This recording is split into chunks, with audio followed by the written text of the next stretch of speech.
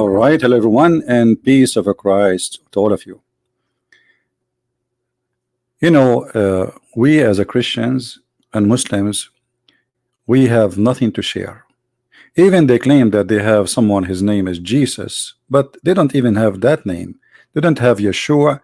They have a person, his name is Isa, and who is Isa, we do not know. So we are talking today with a belief, has no source for anything, including the name of the person they are speaking about. You will not find a single book called someone his name is Isa. Where this name coming from, we do not know. The Muslim claim that Isa is Jesus, which is Yeshua in Hebrew and Yeshua in Arabic. And how Jesus became the name in the Greek language, because they don't have equal letters to say the words. Arabic and Hebrew are different. We have more letters than you have in Latin language, which means we have letters you don't have.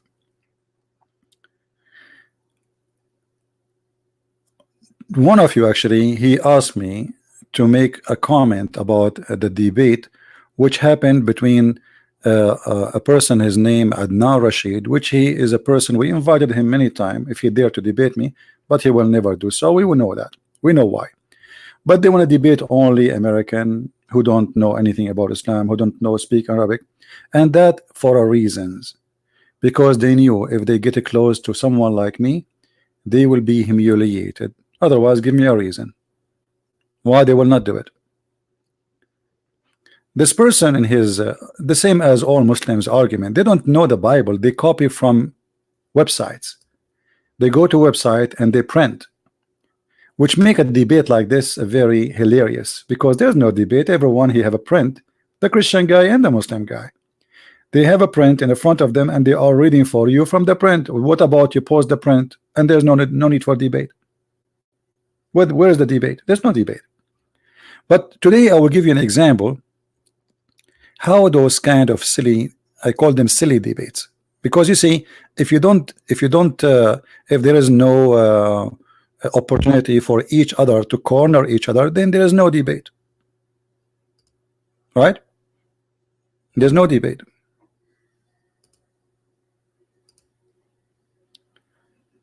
Before we start, I'm not going to play all his videos, but I will give you a summary, because all of those claims we answer million times, but the Muslim, they will repeat them today, tomorrow, next week, doesn't matter. I answer now. After 5 minutes, a Muslim will ask me questions no Christians can answer, right?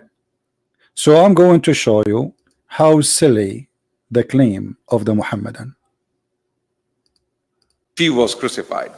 Did the thieves scorn him for being crucified and say that his Lord had abandoned him and left him to his enemies? Or did only one of them scorn him? And did the other rebuke the one who scorned him? Both thieves mocked Jesus, or did one defend him? These variations you can see in the Gospel of Mark is one thing. The Gospel of Luke, we have another. Conjecture, keep conjecture in mind. I am substantiating the Quranic view on this. The Quran simply makes a claim that Christians are following conjecture. And we will see why. At what hour did this crucifixion take place? Was it in the 3rd hour, or as Mark says, or in the 6th, as John says? What happened after the so-called crucifixion? Mark says that the veil of the temple was torn from top to bottom. Matthew adds that the earth shook and rocks crumbled, and many of the saints rose from their graves and entered the holy city, appearing to many. Luke says that the sun turned dark and the veil of the temple was torn in the middle, and when the centurion saw what had happened, he glorified God and said, truly this man was righteous. But John does not know anything about these things. John has nothing to say on these things. Okay, we will stop here.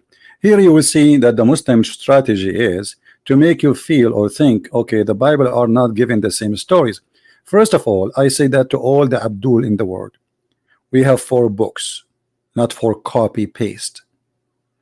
And this is why everyone is mentioning details, less or more. Why John want to repeat what is exactly written in Mark? that will be exactly the same copy paste, and then he do not need to write the story, it's already there. So this is how silly this argument. Those are 4 books, and the 4 books are completing each other. Otherwise we do not need 4 books, we will have only 1. Are we listening, Christians? If every one of them is going to say exactly as what it was in the other book, then there is no need for books. Why we call it the book of John, and why we call it the book of Mark, and why we call it the Bible, and that's it. Those are 4 books, not for copy paste. So this is how silly. Why John need to repeat? John, he did not know about it. Who told you that John did not know about it?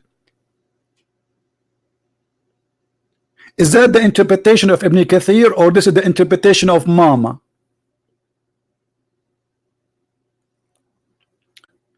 And then he says, even though John came later. Jane came later, you see? There's no way John did not read what is already written before him. Even John came later. I mean, you just answer yourself. This is how silly you are. So what do you want John to write exactly what is written in Mark? That will make him just copy paste. There's no need to write. We do not need writing again and again. 4 books can complete each other. What else, Abdul? Now these problems, very important issues. Did Jesus die before the curtain of the temple was torn? Yes, Matthew says and Mark says, as you can see the references there. But no, after the curtain was torn, then Jesus, crying with a loud voice, said, Father, into thy hands I commit my spirit. And having said this, he breathed his last. Luke. Where was Jesus at the 6th hour? On the day of the crucifixion, on the cross. Mark tells us 15:23. And John 19:14 tells us in Pilate's court.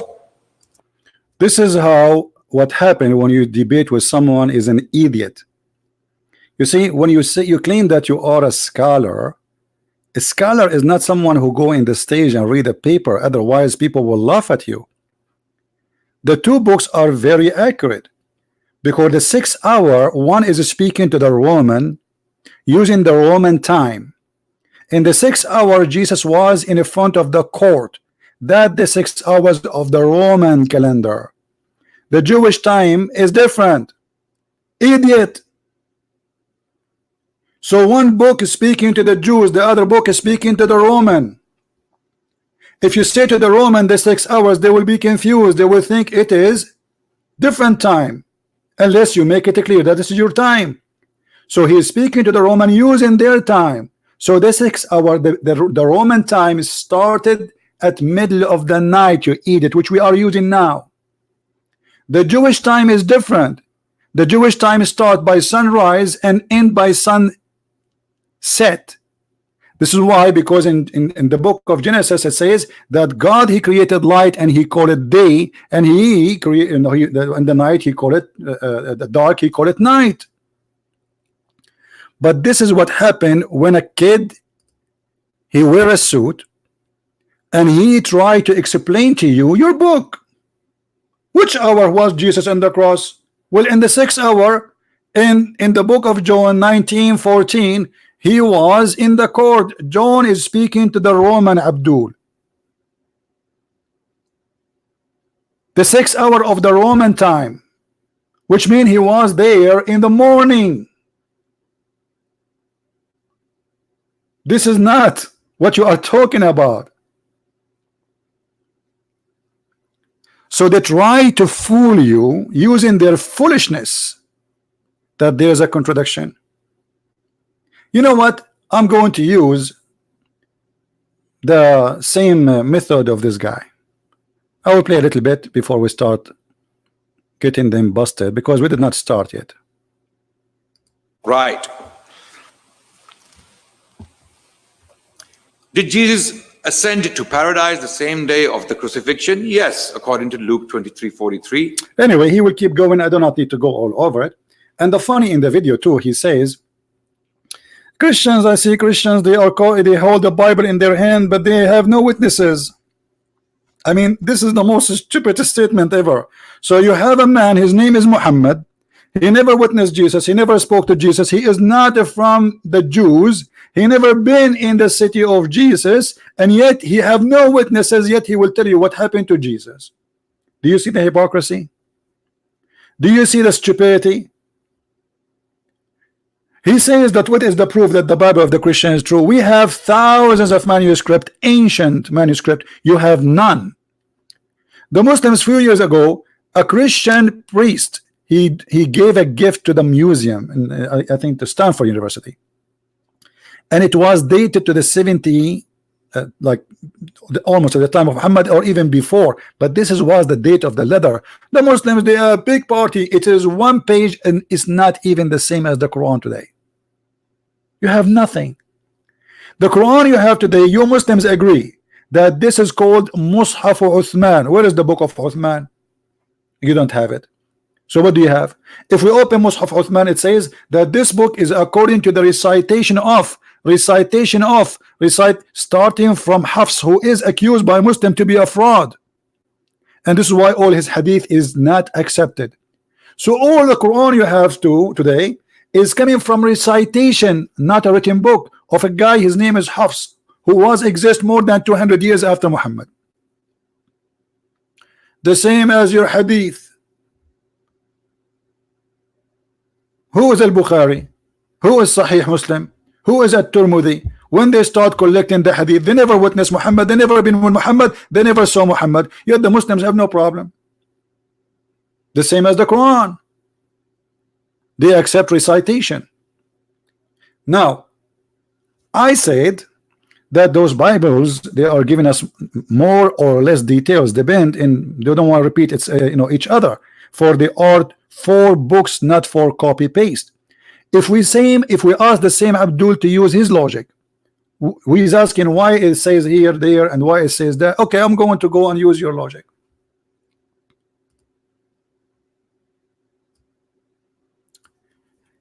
Chapter 56, verse number 13 and 14. What it says? That there is people will go to heaven, the garden of Allah, a multitude of those of old and few of those of later time. Okay, so what the problem? In different verse, Allah says the opposite. This is about judgment day. This is not different for different writers. This is the same person. His name supposedly is Allah. Chapter 56. By the way, we are reading the same what? The same chapter. The same chapter have a huge contradiction. One saying that few of those later time they will enter heaven, and many of those old time they will enter heaven. I think the verse is so clear. In the same chapter, verse number 40, it says, a multitude of the old and multitude of those later. But you just said a few in those later they will enter heaven.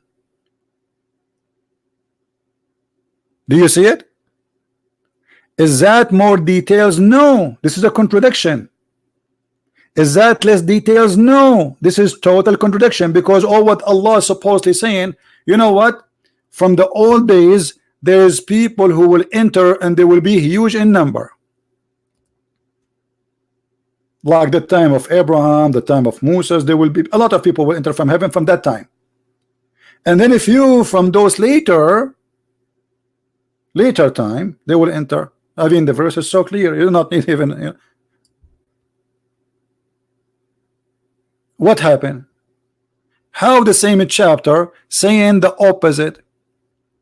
So the Muslim, when he say how come, well, we can answer your come is very easy, and we can show you that you are being a foolish, but you cannot answer how come in this.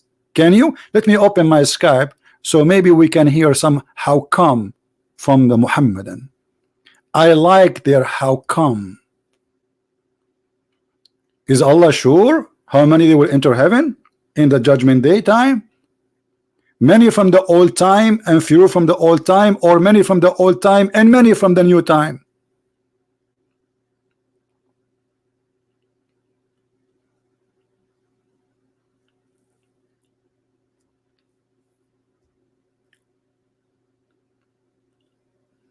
Do we have any Muslim want to say anything? Mayday, Mayday.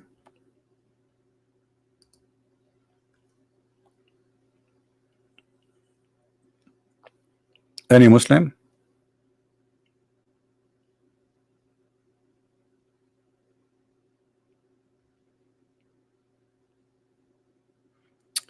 Somebody he sent me a question in Skype. He's saying there is many people before Muhammad they call Muhammad.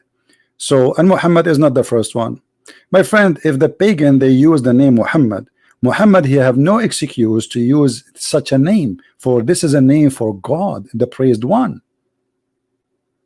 You ask any Muslim what the praised one mean, they will say to you, I mean, what Muhammad mean? They will say the praised one. Okay, let us say there's people before me or my neighbor, he used such a name as you claim. Is that an excuse for me to call myself the praised one too? Yet I claim that I am a person who believe in one God. That is very silly argument. And you know, if you have a question, you know, feel free, you can post it for us and we will answer you. There were many called Muhammad. Who care about this? I mean, some people they have a very low IQ. There's many people called Muhammad. Oh, by the way, there's many people called Yeshua too. So what? But there's no one is called the Christ. But Muhammad is choosing a name. This is not his name, and we prove it many times. Isn't it the Quran says that Isa, he said there's a prophet will come after me, his name is Ahmad. So if Muhammad is the name, which is this is what his father called him with, then he should not say Ahmad, he should say Muhammad. Ahmad is a close name as meaning, but it's not the same name. It's written totally different, pronounced differently. So what is the close between them? The meaning. That because he don't have a name. Muhammad claiming that he is the praised one. Very silly talk. Same time, if Muhammad name mean the praised one or mean the praised for, that will not change that Muhammad cannot be Muhammad, for he is a person who have a bad ethic. He's a thief, he's a criminal. Even his followers they accuse him of stealing underwear, and we can go that for that later. Remind me. We have many hadith about, I mean many times we made videos about that. You can watch them. So how he can be called Muhammad? Unless Muhammad was claiming to be Jesus, maybe claiming that he is God on earth. Actually, this funny guy who was talking about Jesus, when the two women they came to see Jesus, the women they bow down and they worship him, and yet the Abdul he says to you, where Jesus says I am God, worship me. Show me, show me. Even in his debate, but he have to read the verse, so he have no choice.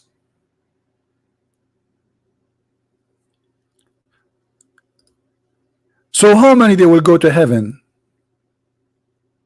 in the later time? Few or many?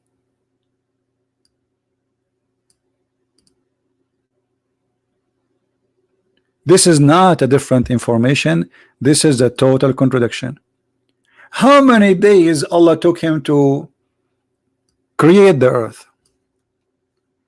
There's many chapters in the Quran. It says 6 days.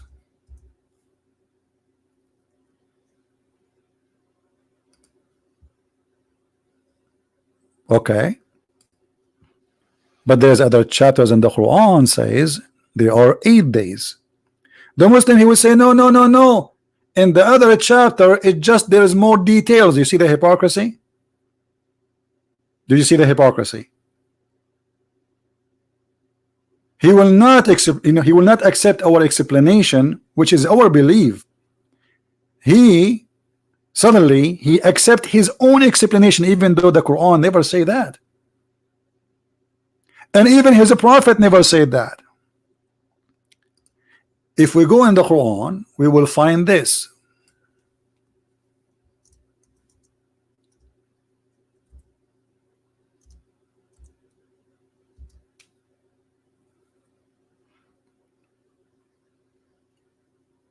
How many days Allah took him to create the earth? Hold on.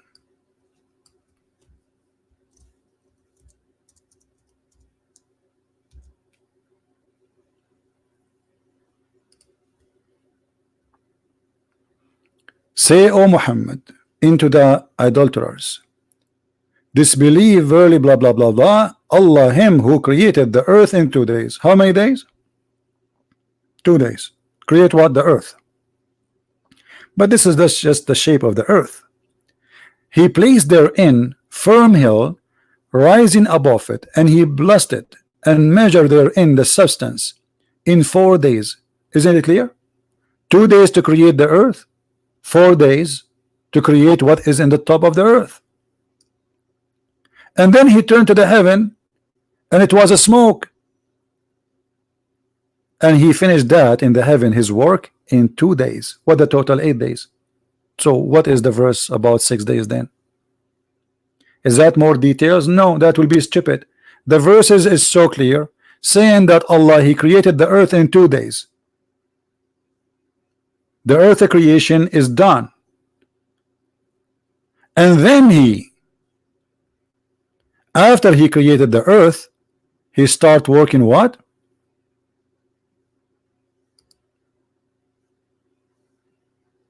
In the mountains, which is very stupid to say. He placed therein firm hills.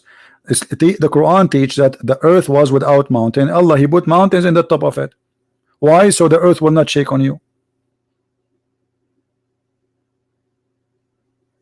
And he create all the substance of the earth, like water, grass, trees, in 4 days. It's so clear. The Muslim, to avoid this disaster, they say to you, no, no, no. Here the 4 days is containing those 2 days. Hold on. How it's containing those 2 days? If Allah says he created the earth in 2 days, that's mean he want to tell us that this is what it took me to create the earth. Do you see here about earth creation? No. Here start taking out to us, telling us what he did after he created the earth in 2 days. What he did, he placed therein firm hills rising above it, and he blessed it, and he made this the grass and the trees. It's very clear. And the heaven was a smoke, which means there was nothing. And then he did the 7 heavens in 2 days. The total is 8. However, Muhammad is the same as this guy in this video. He is suffering from multiple personality. He don't remember what he said yesterday. He said something in the morning, he said something else afternoon. If we go now and we see what Muhammad he said.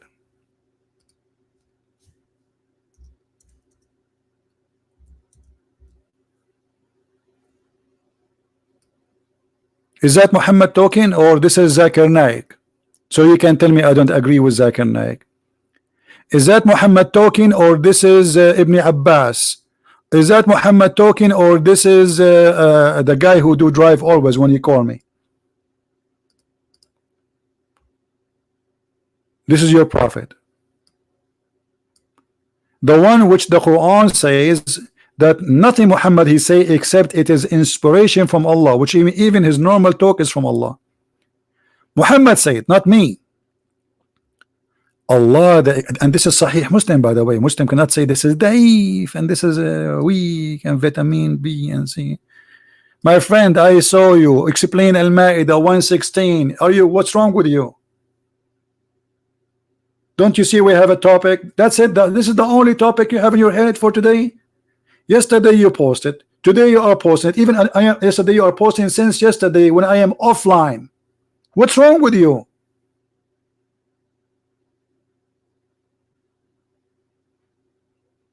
Please, guys, this guy, he need help. Al-Ma'idah 116. What's wrong with you? Can't you wait?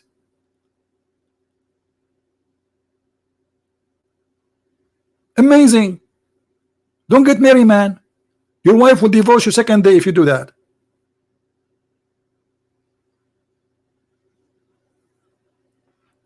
Allah the exalted, the glorious, created the clay on Saturday. Let us count the numbers together, people. Let us count the numbers together and see how smart Muhammad is. When Allah He created the clay on Saturday, do we agree? Does it say Saturday, or I'm fabricating things? It says Saturday. Okay, this is day number 1. I'm typing in Arabic, hold on. So this is day number 2. Okay, and He created the mountains on Sunday. This is day number 2, right? And He created the trees on Monday. Okay, this is day number 3. And He create things entirely labor on Tuesday. This is day number 4.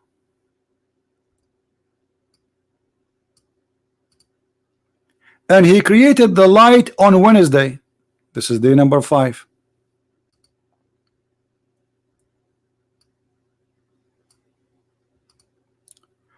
And He created like animals, etc. on Tuesday. This is day number 6. And He created Adam Friday afternoon, Asr. You see the word Asr? At what day? Friday. Day number 7. Who is the stupid here? Who is the stupid here? So you are telling me that Mark is giving more details than Luke, and John giving less detail than Mark, which are 4 writers, and they are not repeating themselves. Each one of them, he is an own, he have his own writing, which is telling us the story based in the language he speak, based on, let us say, to complete what is people need to know, not just to repeat a story. If we are 4 people witnessing the same thing, the same exact thing, and we ask the 4 people to write what they saw, you will see each one of them, he writes something. The other one, he did not write, because everyone is showing you something he is more interested in. And by the help of God, the 4, they complete each other, not repeating each other. But here we have a prophet. This is not Mark, this is not John, this is not Luke. This is one person. He cannot repeat what he said in the morning. In the morning he said that Allah created the earth and the heaven in 6 days. Afternoon he said it was 8 days. By night he said there are 7 days. Which one is the correct one?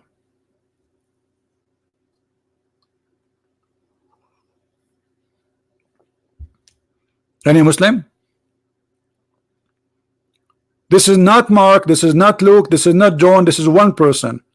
The Quran come to you through Muhammad, the Hadith come to you through Muhammad, and all of them supposedly is coming from Allah. How Muhammad knew this? Where Muhammad he got that the clay created in Saturday, and the mountain in Sunday, and the trees in Monday? Where he got this from Allah? So how Muhammad he is saying something stupid here? Allah created Adam Friday afternoon. And the funny, by the way, the Muslims, they say to you, brother, the Quran never spoke about 6 days like our days. It's 6 period, brother. Watch the video of Zakir Naik. Brother Intertar. The Quran says that God, Allah created the earth in 6 days. But those are 6 periods of time. They are not day as we know today. Sun in the morning or night, as in the Bible says. Those are 6 periods. What period, you idiot? He says Saturday and Sunday and Monday. And he is saying that Adam was created Friday afternoon. And they claim that those periods are billions of years. Friday afternoon is billions of years. Friday afternoon is 200 billion year in one Muslim website.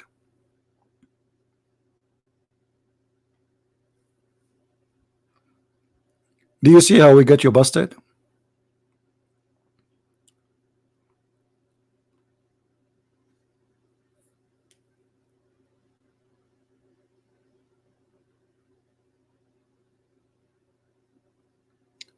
Are we done? We did not speak about Jesus yet. Don't forget, we will not forget about this, because this is what the topic is about. But I'm just showing you how stupid the logic. They don't use their own logic on themselves. They want to use it in ourselves only, in ourselves, on us. Muslim, he will never use his logic to himself. The Muslim will say to you, who is the witness that the book of John written by John? You have no witness of Jesus at all. You accepted what a guy, he came 600 years after Jesus. Do you see the stupidity? So they question, okay, hold on. There is a problem here, brother. The Bible, the first Bible written between 50 to 60 years after Jesus. Abdul, where you get this information from? This is what the Christian says, okay. And what is the proof? What is the witnesses? Muhammad, he came, so a person who came after Jesus in 50 AD.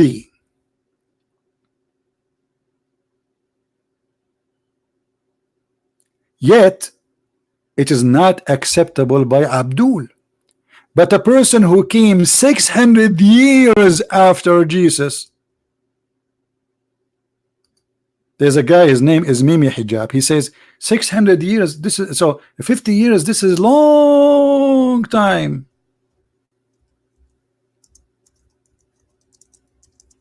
Long time. 50 years is long time after Jesus, and 600 years of Muhammad after Jesus is a short time. There's one thing all the Muslims they share: double standard, hypocrisy, and taqiyya, which is play for protecting Islam. Do you accept to apply this standard on you Muslims, that we should not accept anyone to teach about Jesus unless he is from the time of Jesus?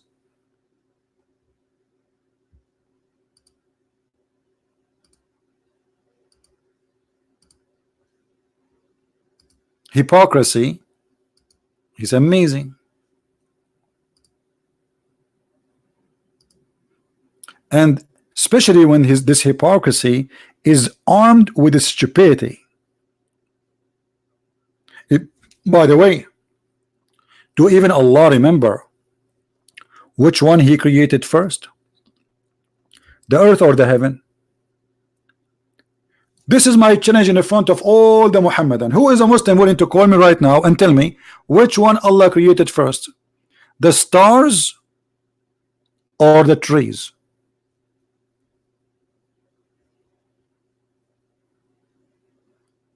Anyone?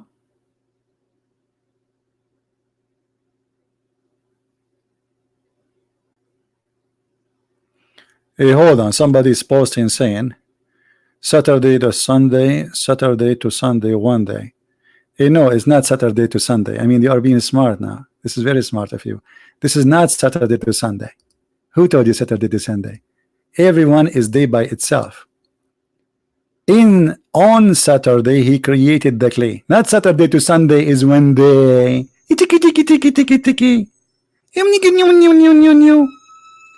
And as you see, just to show you this, how funny what you said, Mr. I don't know how to write your name. When you say from Saturday to Sunday is one day, and from Sunday to Monday, that is not what it says here. It says the following: he created the clay on Saturday. That's mean all the clay created on Saturday, nothing else. Correct, people? It's not a day continue here, start there, Saturday. And what is Saturday on Islam? Muhammad is using the same timeline as the Jews. The sunset, the sunrise. This is why Allah he stopped working at the afternoon on Friday. And this is why the Quran I want people to listen carefully. This is how we get people busted when they try to fabricate. When Allah was creating Adam on a Friday afternoon, anyone remember what Adam he says to Allah? Who remember? Who remember? Let us see how many of you is taking notes. Just to show you what this guy he said from Saturday to Sunday is wrong, regardless if he's a Muslim or not. Who remember what Adam he said to Allah? Hurry, finish me up before the sun set. So Friday by sunset, Allah he stopped. This is why the last thing is created. It is Adam between them afternoon and night. Allah don't work at night. He's blind.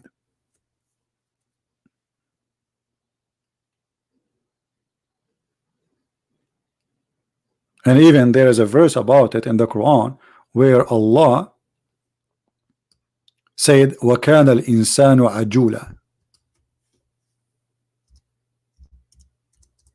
What does that mean? Human being was ever hasty. Chapter 17 verse number 11.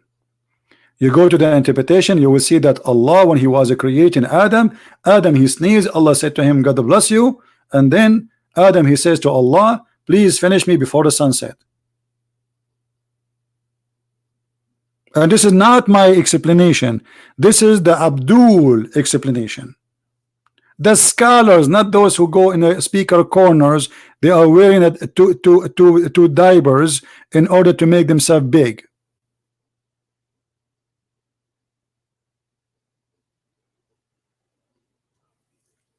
How are you, Abbas? We have a friend here. His name is Abbas. He's a Muslim. Abbas, call us, please. Give me your ID. I will call you in Skype.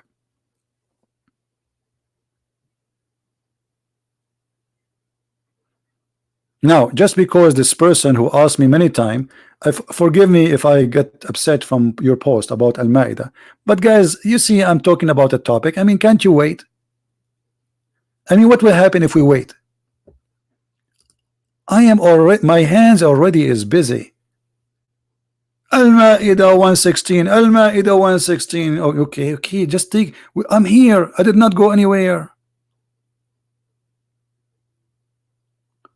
Al-Ma'idah 116, additional proof that the one who wrote the Quran is an official idiot.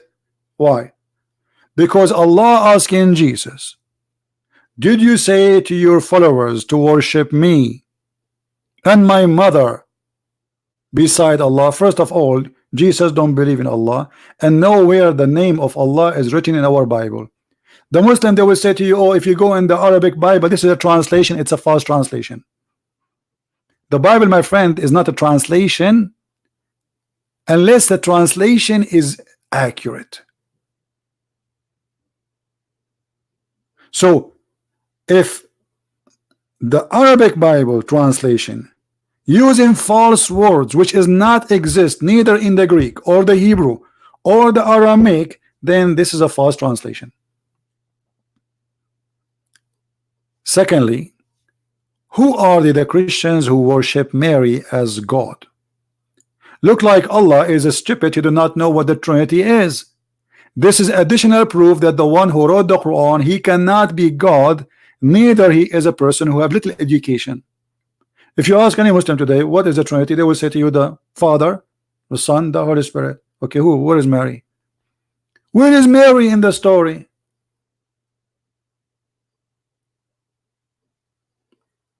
So this is additional proof that the Quran is written by an ignorant. Best translation is the you see, if somebody gave you a translation, compare it. There's a Jewish manuscript for the Old Testament and even for the New Testament. As an example, there's a translation in the Bible. It's called Aramaic in plain English, which is very good translation. Why? Because they are taking the Aramaic, not the translation from translation. So you have to find the best translation, examine it, because translator can be a deceiver too. I can make now Jehovah's Witnesses, they have a translation, but their book is false. Correct? Jehovah's Witnesses, they have a book, start with John chapter 1 verse 1, identical to your book as names, but inside translation is false.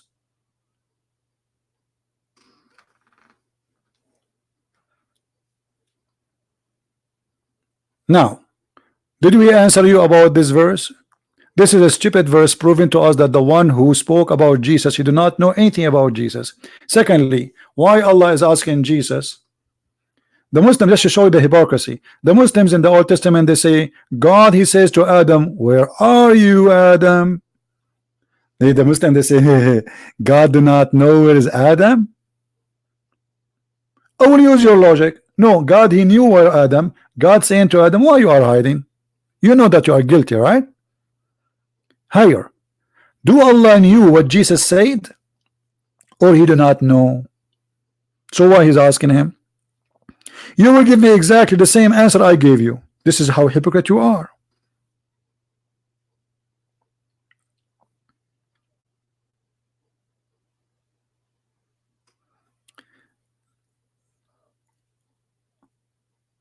Do we have any Muslim wanna call us?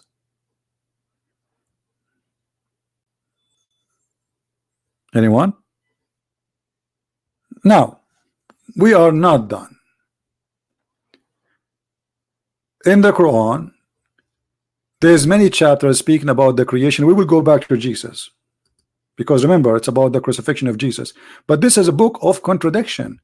This book has nothing but contradiction. I will give you an example which is going to get all the religion of Islam busted into a second. Not only Allah do not know which one he created first, the stars or the trees, and I'm waiting for a Muslim to call me and prove me wrong. Allah, he say crazy stuff beyond madness. I'm not going to talk about the sunset in murky water. No. Or about the sperm is coming from the ribs of the women. No, because brother, this is proven to be accurate. Okay, let us see. Somebody is sending me an ID of a Muslim.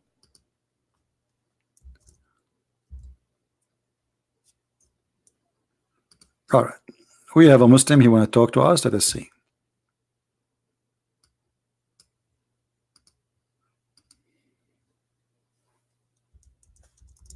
Answer me, my friend. I just texted you.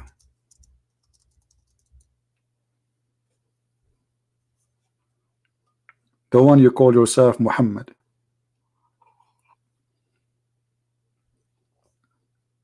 All right. Finally, we got a Muslim. He would like to share with us. That's wonderful. Please, guys, no name calling, no bad language. We will ban you. Yeah, hello, CP. How are you, my friend? Yeah, I'm good. Turn off your camera, please. I'm not really interested in your camera, if you don't mind. I don't know how to use this, so wait a second, please. All right. Now. Okay, my friend. What do you want to say to us? Go ahead. Listen, CP, I have listened to you for a few months, and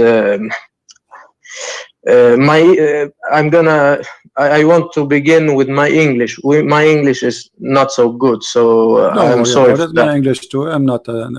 English is not my first language. No problem. Don't worry. I understand you.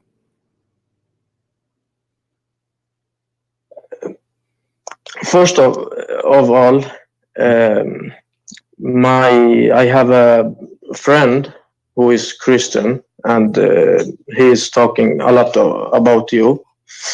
And about 2 years ago, I lost my girlfriend, and I go to mosque. I begin to go to mosque because my family is. I'm from Muslim family. Okay. So they they said to me, we can be your family and everything. You are like our brother, and in Islam is about love and mercy. And you talking about different stuff on about Islam. Okay, Why? because it's what Islam is about. I mean, what different stuff? Everything, my friend. Your name is Muhammad. What your name? No, Abbas. Abbas. Mr. Abbas. Anything I say, as you see, and you are saying you are watching me for long. Have you ever seen me speaking about something without showing it immediately in the screen? You see it in the screen, right? Yes, yes, Okay, I see it. so you cannot say to me why you are saying that. This is what it says. Give me an example why I'm saying that. Like what exactly? So I can understand you But better. why are the Muslims good to me, and they take me like their brother, and Are you a Muslim or it's not? not. You are a Muslim, right? Yes, yes, of Okay, course. so you are the brother. The Quran says, وَإِنَّمَا الْمُؤْمِنِينَ أُخْوَةٌ. Those who they are believers, they are brothers. So they have to be Mm. good to you. However, I never saw a Muslim good to a Muslim. Since when? The Muslims, they killed Uthman ibn Affan, and before they kill him, they took the hair of his beard one by one. The Muslim, they killed Umar ibn al-Khattab. The Muslim killed all the caliphate. The Muslim, they killed the grandsons of the Prophet. So you're lucky, my friend, that those your friends are good to you. I don't know why. Maybe they want something. But I never saw a Muslim Yeah, is good for a Muslim. actually, they want me to join to ISIS for a few months ago. Here we go. They are trying to recruit you. This is why they are trying to make you join ISIS, so you die for the sake of you know, the Prince of Qatar. Yeah, they told me, they tell me about you know, I don't know so much about Islam, but I'm like I said, I'm from a Muslim family, and I have never been in so religious. But now I'm little confused because I have a friend from South America, and he from Chile, and he tell me a lot of Christianity, and I don't know. Like I said, I'm a little confused. Okay, so now what do you want? What do you? How I can help you?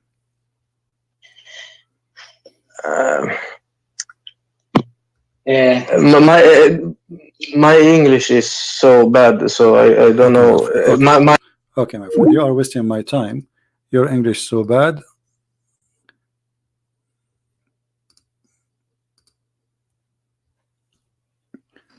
Let's go back to our topic.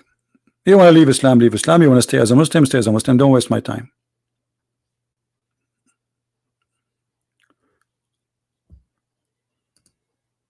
The Quran says the following.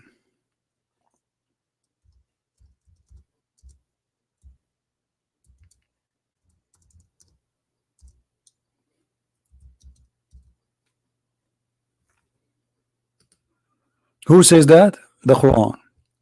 And we never sent a messenger save with the language of his folk, that they might make it clear for them. This is a good logic, actually. So the Quran confirmed to us, not this guy in the video here who do not know what he's talking about. The Quran says Allah never sent a messenger. What messenger we are talking about? A Muslim messenger. Unless what? Unless he speak the tongue of his people, which means there's two conditions. He have to be from the people, and he speak their tongue.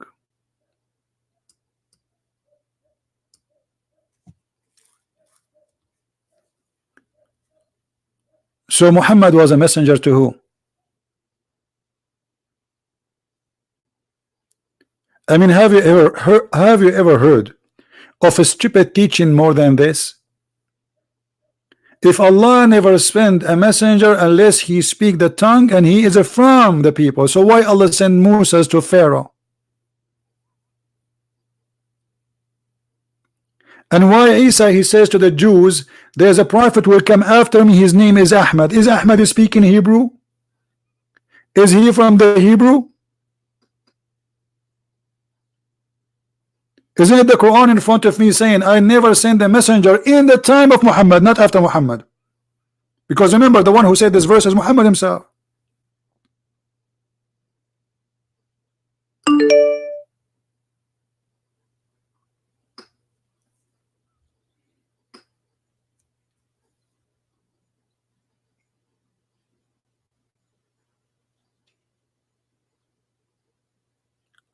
My friend, if somebody want to leave Islam, he can leave Islam. Many people leave Islam. They do not need to call me live on air and say I want to leave Islam. No problem. I'm not here to make a show time. I give people time to express themselves, and he is not doing a good job. So if you want to leave Islam, you leave Islam. You want to accept Jesus, welcome. You do not need Christian Prince.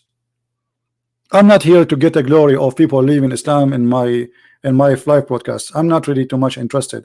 I have thousands and thousands of people leave Islam and they never speak or spoke to me, not even once. They watch my videos. So if he's convinced already that you want to leave Islam, leave Islam.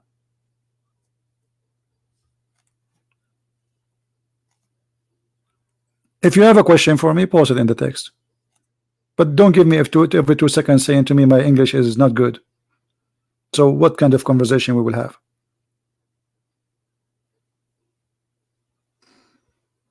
Now, how Muhammad can be a prophet to tell you about Jesus, yet he don't speak the language of Jesus. He was not exist in the time of Jesus. He is not from the Jews, and he is 600 years after Jesus.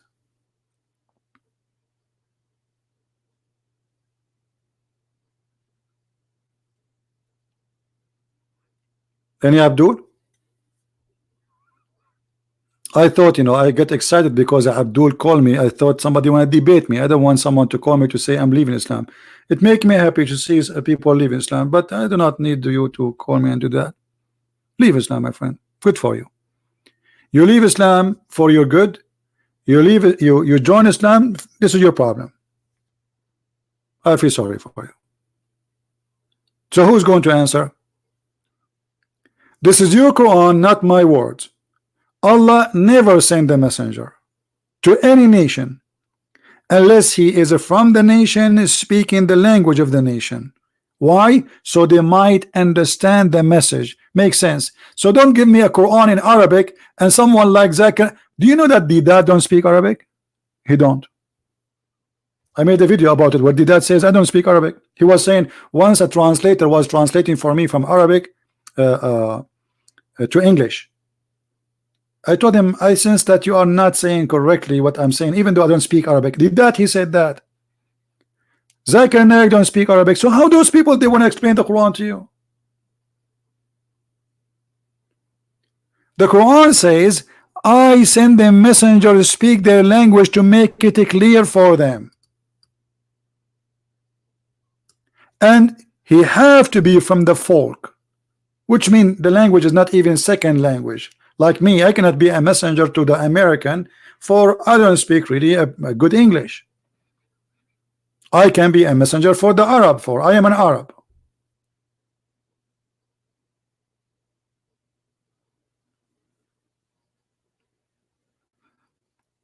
A Muslim is saying, a Christian Prince, you need money. My friend, I am not like your prophet. Let me show you what your prophet said. Your prophet was begging for loan, claiming that the one who give Allah a loan, Allah will forgive his sin. Have you ever heard the Christian Prince saying, hey guys, give me a loan, and if you give me a loan, I will forgive your sin? And who is the one who will collect the loan? A guy, his name is Muhammad. And what he will do with it, he will buy zucchinis to his wives. Have you ever heard of a God saying if you lend into Allah a goodly loan, He will double it for you and forgive you?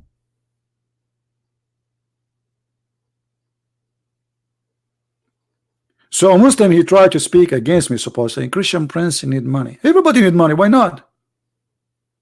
Who told you I'm a rich guy? I'm not. And who paid for my gas? So what's wrong with me? I need money. I go to the gas station, I tell them I'm Christian Prince, they give to me for free. But here we are talking about a God, his name is Allah. Allah, he need a loan. Can't Allah make the gold come from the ground to Muhammad? Can't Allah, the Muslim, they say to us, Allah, if you want something, he say B is going to be. This guy is begging for money. Who is the begging? Who is the beggar here? Is Allah. Money, if you lend into Allah, goodly loan. We have Mimi Hijab. He went in the video after the video of David Wood. He quote exactly the same verse, and he recite, when an ugly voice, begging for money, asking Muslims to send donation. He finished the debate. He said, oh, this debate have a good impact between the Muslim because we fooled them. We made fun of Allah. We made fun of Muhammad, and yet the Muslim think that he made a victory. It's you Muslims who do that, not me.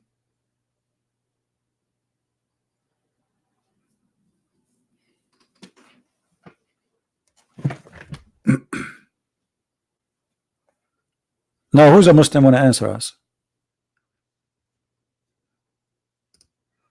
Who is a beautiful Muslim want to answer us?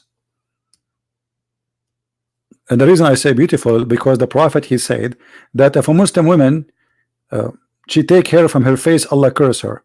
But he taught the Muslim to take hair from their face. So we have an awkward Prophet. He teach women, if you take hair from your face, he want the women to have a beard. If you take the hair from your face, Allah will curse you. While he says to the Muslim, and he himself, he used to do an nawra. You know what an nawra? Sugar. Imagine. He used to do sugar. So he forbid women from taking hair from their face, yet the Muhammad himself, he do an nawra.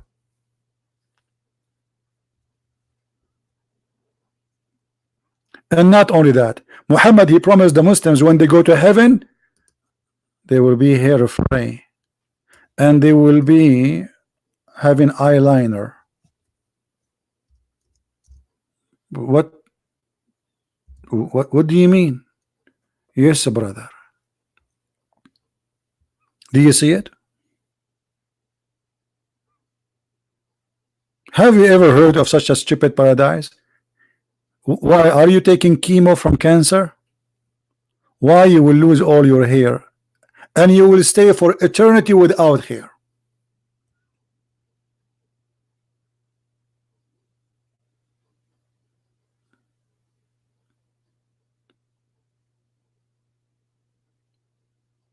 Any Muslim?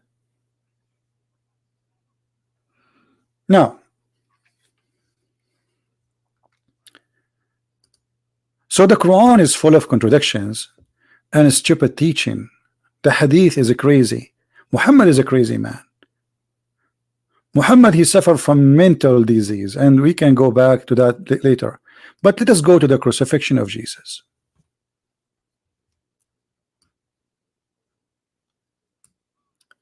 Quran, when he speak about Jesus, there are strange stories. As an example, the Muslim, they will say to you, did one angel speak to Mary or many angels? What? Did one angel spoke to Mary when he have the good news, or many angels? One angel. But the Bible says in different verse many angels. So which one is correct? And the Muslim, he will make it a story. How one verse says angels spoke to Mary, and one verse says an angel spoke to Mary. Which one? Just to show you the hypocrisy. The Bible is telling us the kind of the conversation. The Quran reporting exactly the same story and making the same statement, but the Muslims cannot see what is in the Quran, they can see only what is in the Bible. So when you quote for you the question from the Bible, they say this is a contradiction. But when you show it to them from the Quran, what they will say? How many people, how many angels they spoke to Mary? One? Is it one angel or many?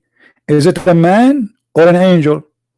The verse here in chapter 19 verse 17 says one, and he came to her as a man, not an angel. And actually he is a spirit of Allah, became in the likeness of a man. In the from verse in the Quran, it says, and when the angels say to Mary. So if we ask the Muslims, is that a contradiction? They say no, the details is more here. See the hypocrisy, the double standard.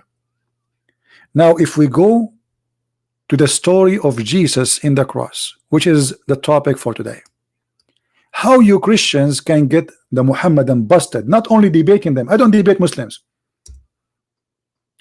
I destroy Islam.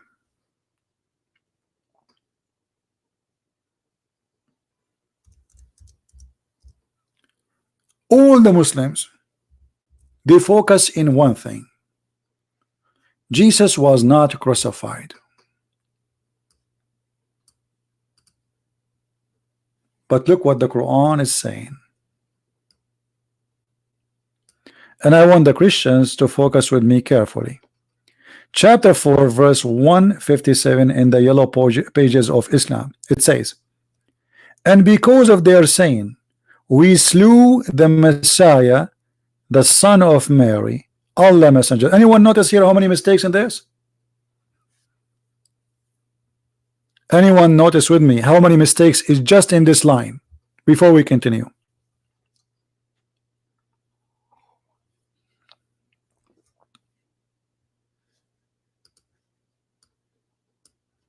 I will give you time to think about it. We will go back.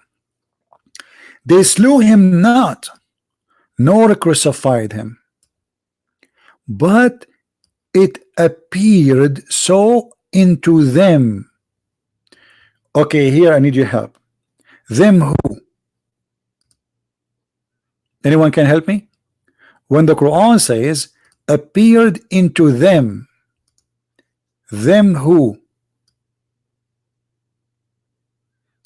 Who want to give me the answer? It appeared into them.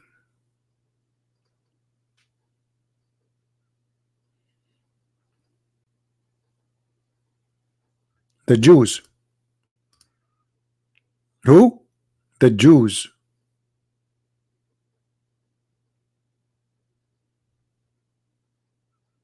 So it appeared to the Jews that it was the Messiah.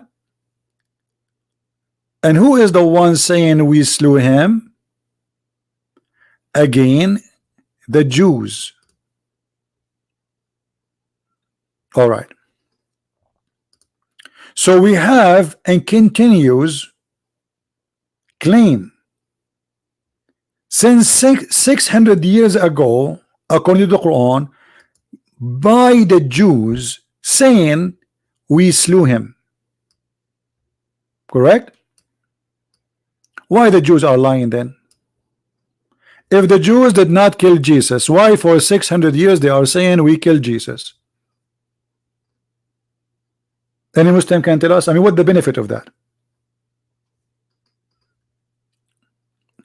Do you know how dangerous this claim is? The Roman is the superior empire. And if the Jews are proud about killing Jesus, in the time where the Roman are Christians, that is a very big claim. And why the Jews they want to say such a thing? Look what the Quran said.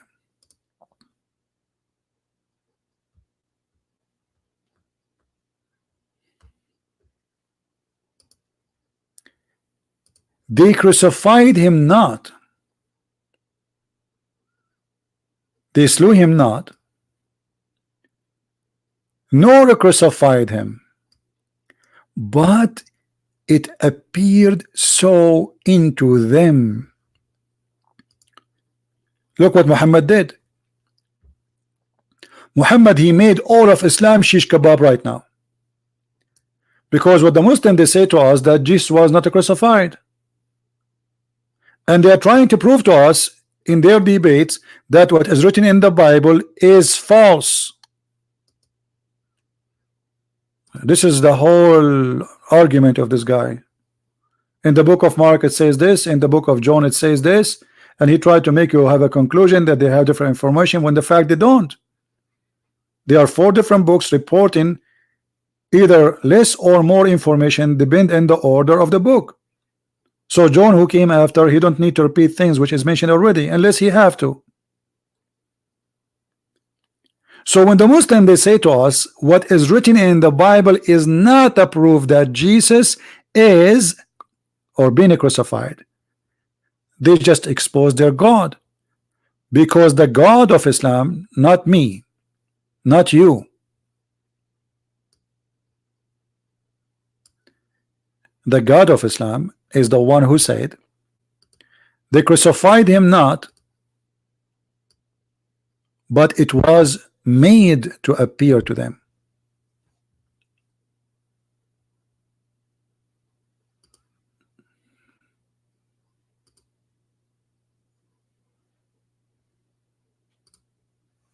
And you can change the translation if you want. Question, Muslims. When the Quran it says, but it appeared into them, who are they them? Right away we'll say whoever was there. That's mean the disciple of Jesus, Allah, he made Jesus in the cross for them. So what is written in the Bible is absolutely what they witness,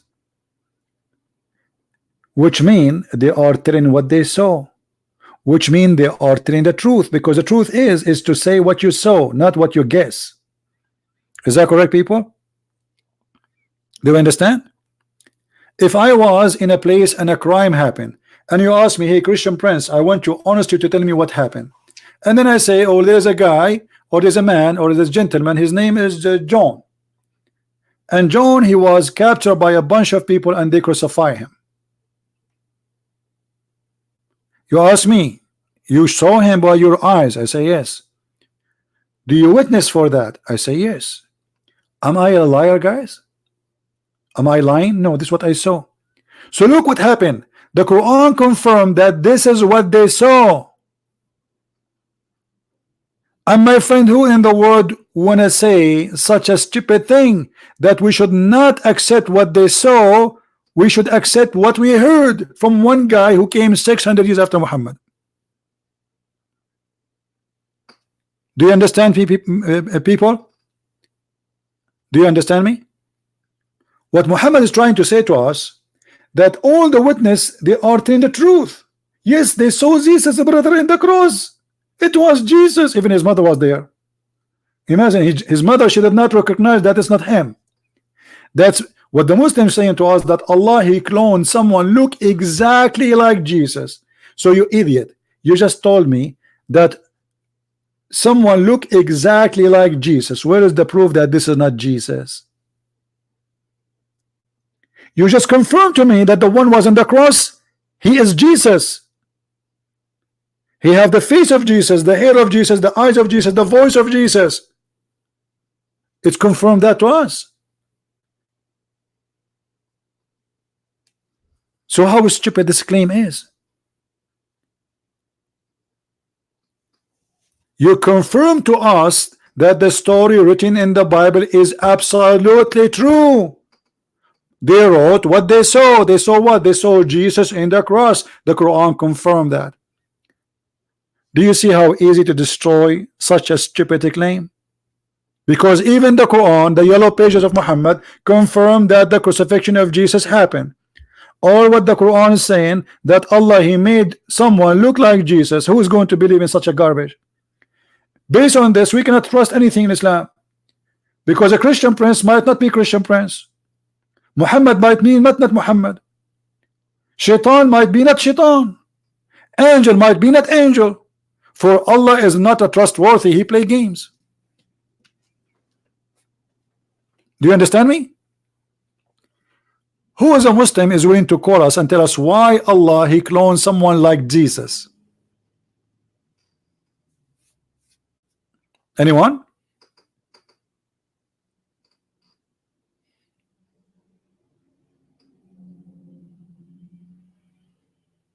Any Abdul? If the Muslim they will say to save Jesus, how we can get this one busted? Who wanna help me? Let us see how many of you have a very fast processor. If a Muslim says, well, the reason Allah he cloned Jesus is to save him, what we shall say?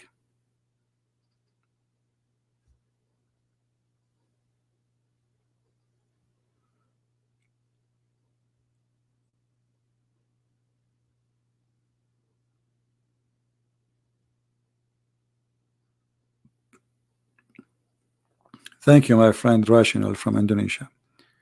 With my love to all people from Indonesia, the translation of my book in Indonesian language soon will be out. Just have patience with me, please, and we will give it to you for free. Quran and Science. And when the other book is ready, I will publish it too. By the way, for those who do not know, my book Sex and Allah in German is already out in Amazon for those who like to have it.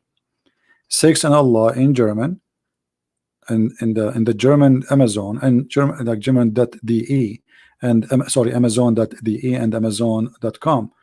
They have my book Sex and Allah in German language. And if you live in Germany, it's better to order it from Amazon Germany, because that will give you, I think, free shipping. So just take a note. Now, who wanna help me in this story here? If the Muslim they say Allah he cloned Jesus so he will not be crucified to save him, what we can say? Who wanna help me in that? Come on, I'm slow. I'm not really, I do not know what to say. How I can answer a Muslim about this? Anyone?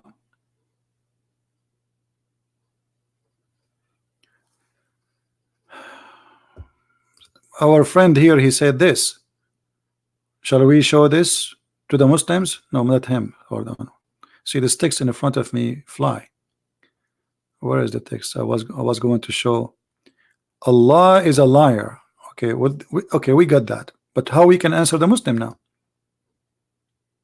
A Muslim says to you, Allah he cloned someone look like Jesus, so he will not be crucified. Allah simply saving Jesus. So what we can say? Who wanna help me?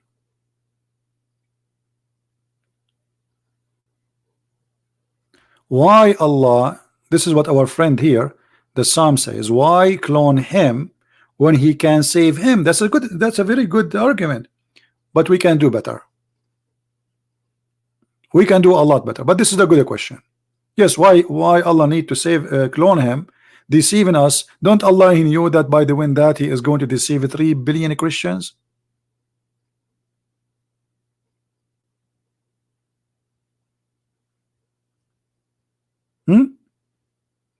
Thank you. Finally, one of you, he said the good answer.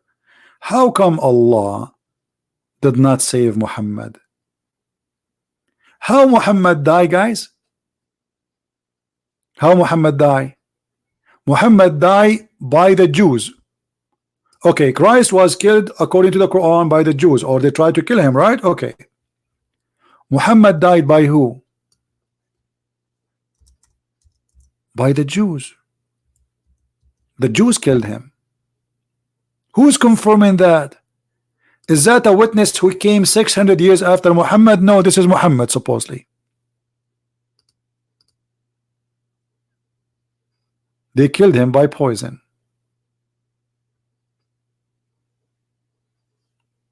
Okay. So how come Allah he did not clone at least the stomach of Muhammad? Don't clone Muhammad, please. We don't need two. One is enough. One disaster is enough.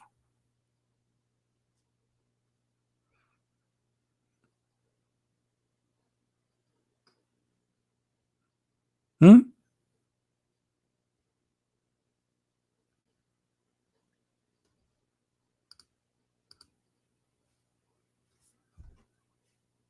Allah could not clone even a stomach for Muhammad. Here you will see how Islam is destroyed and collapsed immediately. Allah saved Jesus. Obviously, Jesus is very valuable for Allah. Muhammad is something you can replace. I mean, who is Muhammad? No one. And the funny, the Muslim, they say to us that Allah, the most beloved person to Allah is Muhammad. And even Allah, He wrote the name of Muhammad in his chair. I cannot wait to see Allah. I wish I have a video camera when Allah was writing the name. Allah is bending over in his chair. He's writing, Ashhadu la ilaha illallah Muhammadun Rasulullah. Allah is doing that. Allah is writing the name of Muhammad. I mean, you Muslims are really going so far with the madness. So Allah is Almighty God, yet He is writing the name of Muhammad. Who is Muhammad? It's like somebody created a mosquito and he want to write the name of mosquito in his chair. Look like your God Allah is a silly kid. Hey kid, hey kitty, kitty, kitty. I gave you a mosquito today. Do you know what I will name the mosquito? What? Charlie. Charlie Chaplin. And then this kiddie, he go and he write in his chair, I witness that there is no Charlie except a Charlie Chaplin. What is that? Allah, He let His Prophet Muhammad die, and the poison is cutting his artery. And hold on, that will be connected to the Quran, because we are not done. What the Quran says, who remember? Anyone remember? Muhammad, he said in the Quran, if I fabricated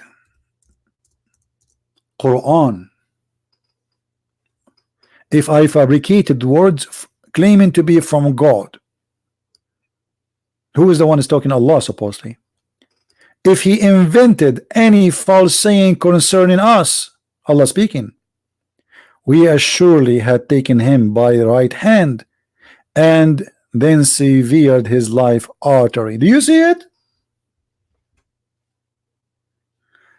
The foolish Muhammad, he said long ago, he never heard, he never thought later he will have the same, he will die in such a way.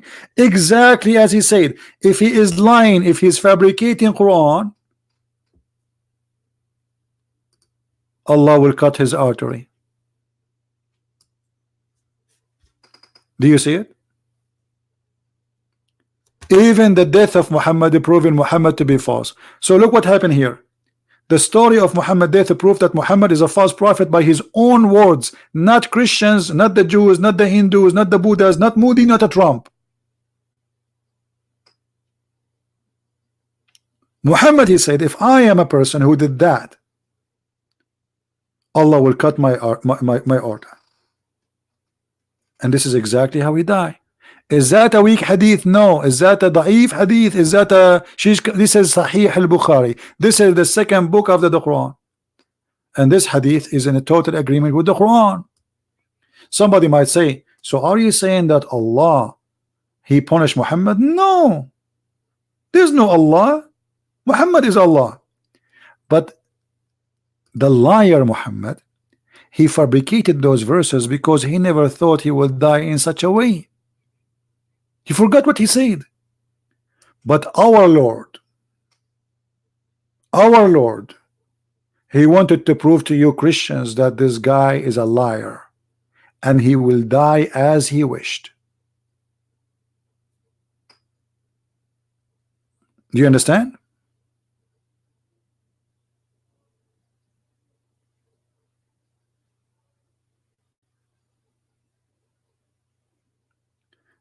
Our sister here is saying, hi CP, Indonesian Muslim channel said that Allah saved Jesus and allow Muhammad to die, is that the job of Muhammad on earth is finished, so Allah allow him to die. You see, first of all, he did not die. The word die is not accurate. He was killed.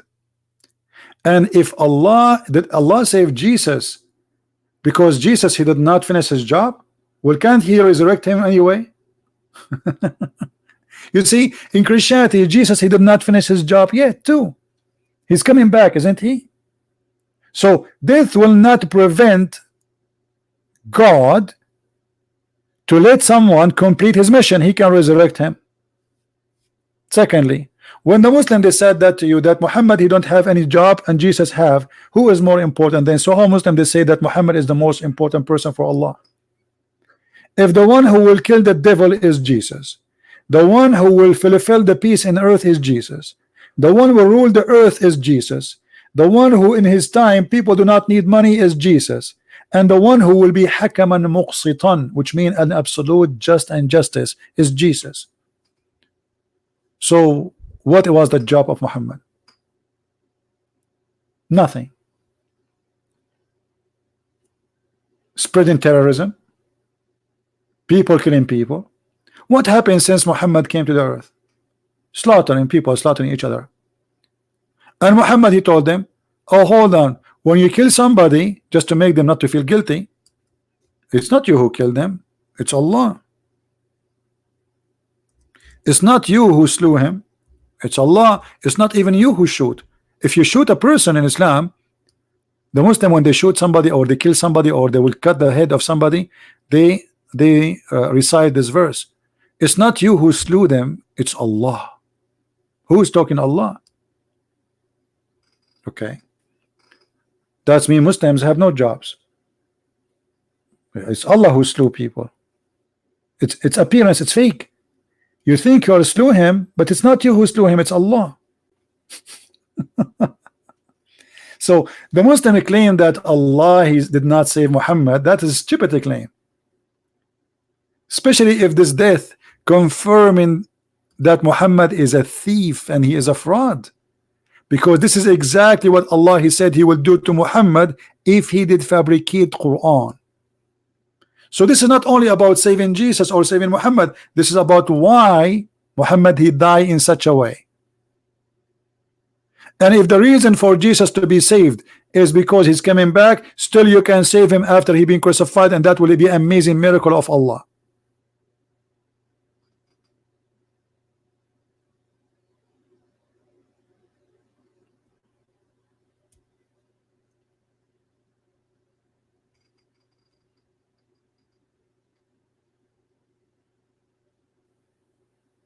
Do we have any Muslim want to say anything?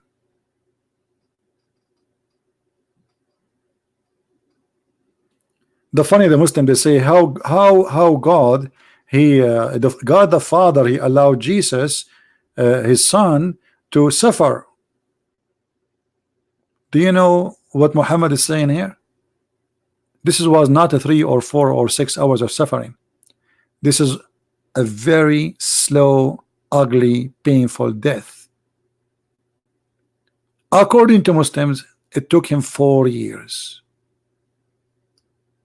4 years of his life, he vomit, he can't sleep, he scream, he is dying.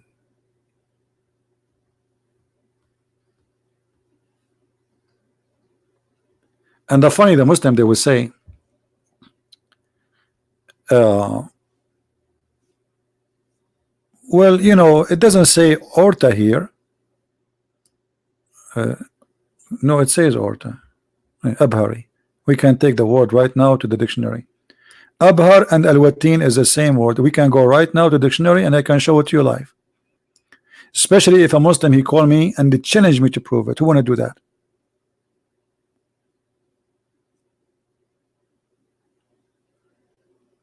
By the way, what is the last thing Muhammad he did before he died, and what is the last thing Jesus he did before he died in the cross? Anyone remember?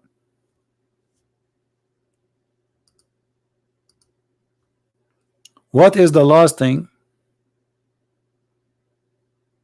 Muhammad did before he died? Muhammad he pissed. Have you ever heard of a prophet like this? And what is the last thing Jesus did before he died?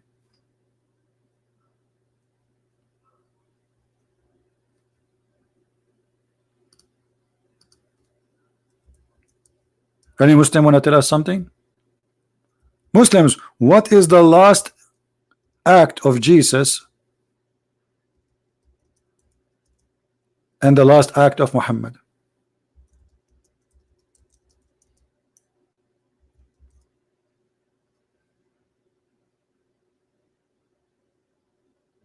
Hmm?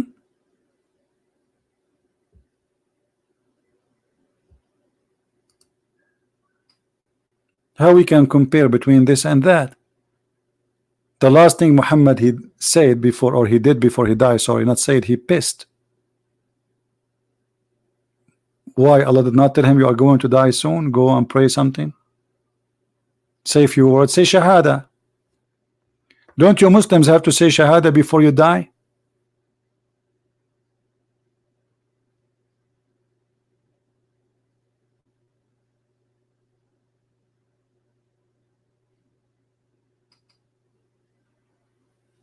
So while Jesus in the cross is speaking to the Father as the last few words he spoke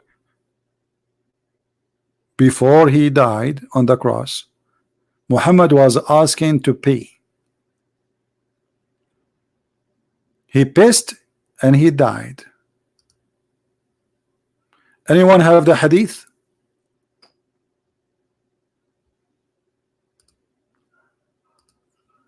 Anyone have the hadith for that? Who remember the hadith? If anyone have it, post it please, instead of me looking for it.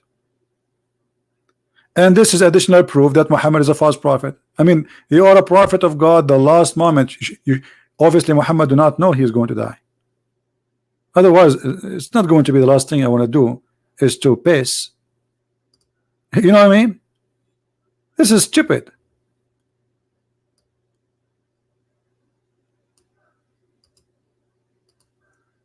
If we go in the hadith, actually one of the good admins, he posted the hadith already.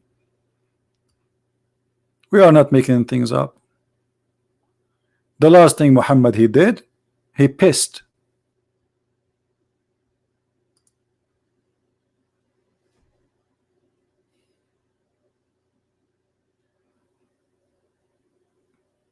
He did not say Allah. He did not say I love you. I mean, you are dying. What piss?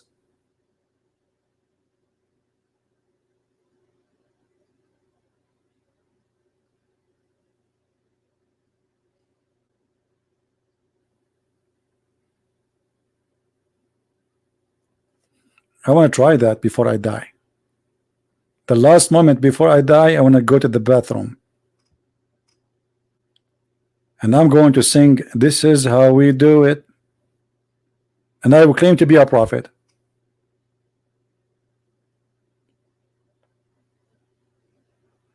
So we have mountains of evidence that Muhammad is a false prophet. Why don't die? What's wrong with death? My friend, death is a mercy for mankind. It's not really something bad. Imagine you live forever and with this filthy earth, and then like you get sick and you get older and people suffer trying to serve you. I mean, why you want to do that? Death is mercy. It is mercy. However, the Lord, he said, whoever believe in me and die will live. So this is just a new journey. Your death is just a new journey. For us, the death of a believer is not the end.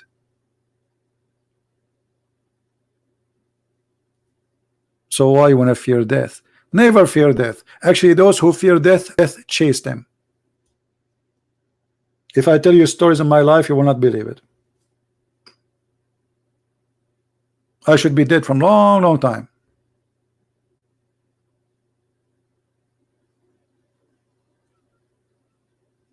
Do we have any Muslim would like to say something to us about his prophet? So as you see, the story in the Quran confirmed that the story in the Bible is absolutely true, because the Quran says yes, there was a crucifixion. Yes, there was someone who looked exactly like Jesus in the cross. So what's our problem? The problem is the Quran saying that Allah is a cheater and he is a liar and he cloned someone look like Jesus, and now we have to believe that a guy who came 600 years after Jesus saying to us This was not Jesus. It was someone look like him. A guy from Saudi Arabia who don't speak even his good, even his Arabic is funny. The Muslim, they say he do not know how to write his name or to read his name. He want to teach us philosophy and history.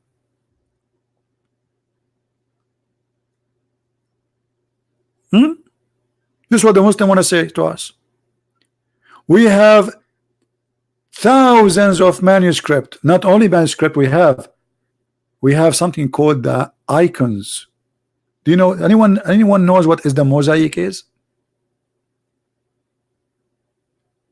Anyone knows what is the mosaic? We have an art which is more clear than books. Why? Because it's made of images. The story of Jesus and the cross. We have icons go to the time of Jesus when the Christians they start making churches under the ground. Those icons are made from small stones, which mean years will not change them. We have history. We have historians who are not Christians. They spoke about the crucifixion of Jesus. So not only we have a book, and actually the more time come, the more we discover more books confirming the books we have. And just to show you something stupid in the Quran as usual.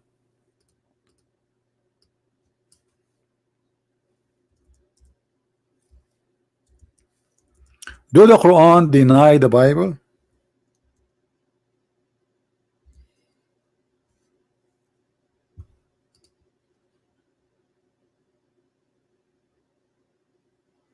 Read with me carefully. How many of you took a note of this verse before? Chapter 2, verse number 89.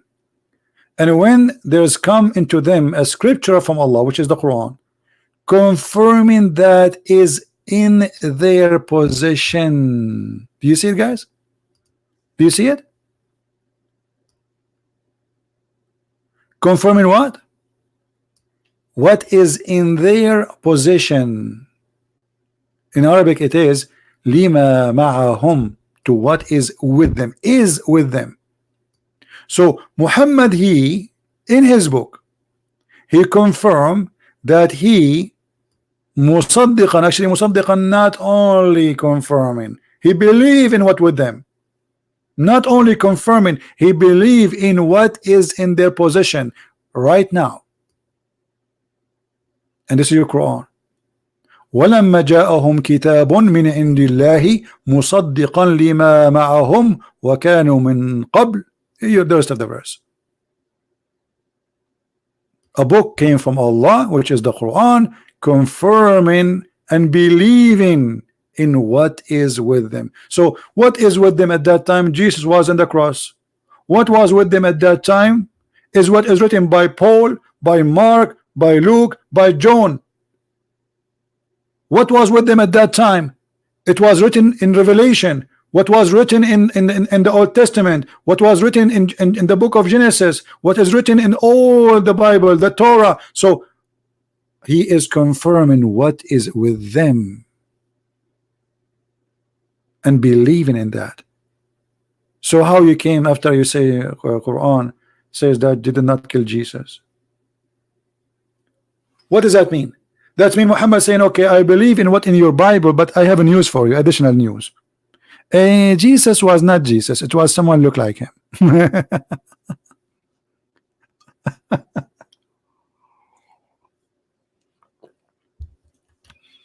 Do we have any Muslim want to say something smart?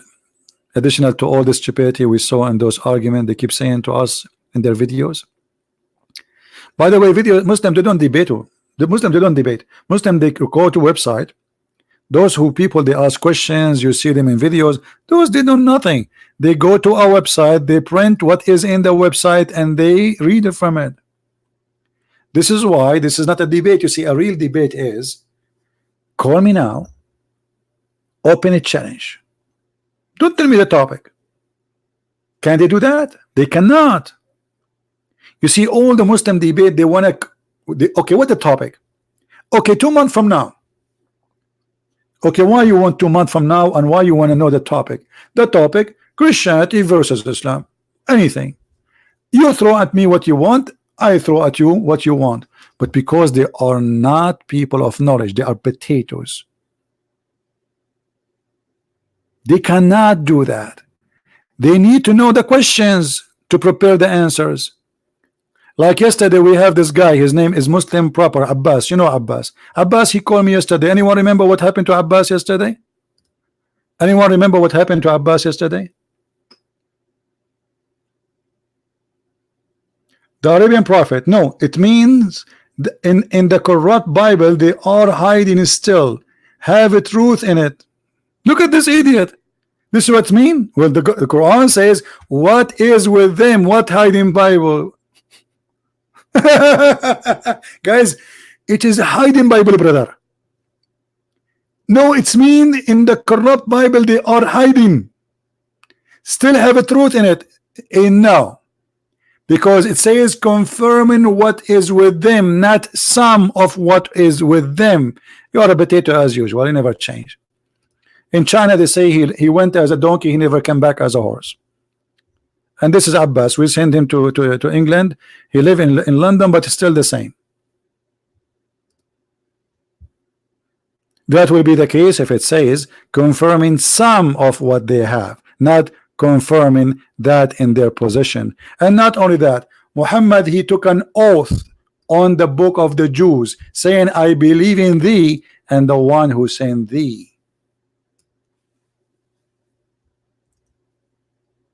Is that right?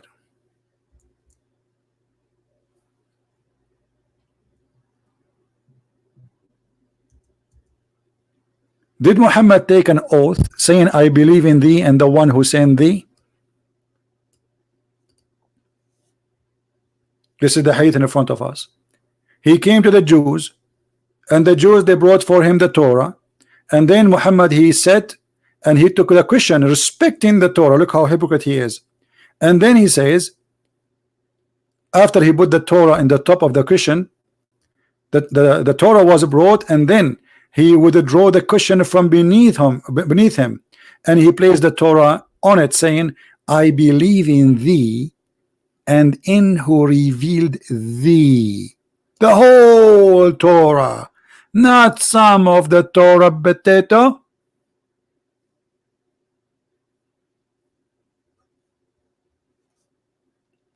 Try better.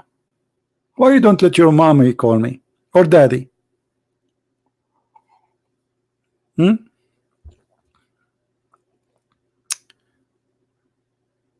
Hadith is not sahih. Quran is not sahih too.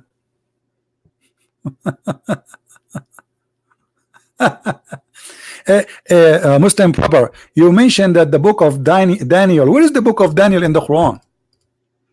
Where we can find the name Daniel in the Quran?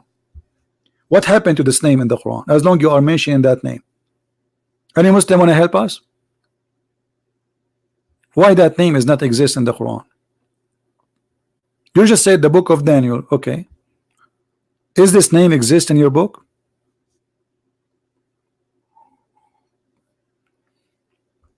What happened? Your prophet, he dropped the story, he dropped the whole book.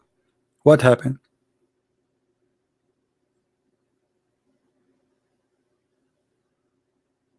Oh, this is the book of denial, not Daniel. It's called the Quran. Let me show you something. One of you actually asked me to speak about Ishmael. If Ishmael, Muhammad is, the Muslim, they say that Muhammad is from Ishmael, right? I thought you said denial. Yesterday you said to me, Ted. You wanted to say read, right? Read. You said Ted. Listen, Abdul. Somebody asked me and said about Muhammad is from Ishmael. Who's a Muslim can prove to us that Muhammad is from Ishmael? Where we can find that? The Quran is in front of me. Who is a Muslim want to give me a verse in the Quran saying that Muhammad is from Ishmael? Anyone want to show us one verse in the Quran saying that Muhammad is from Ishmael or from Abraham?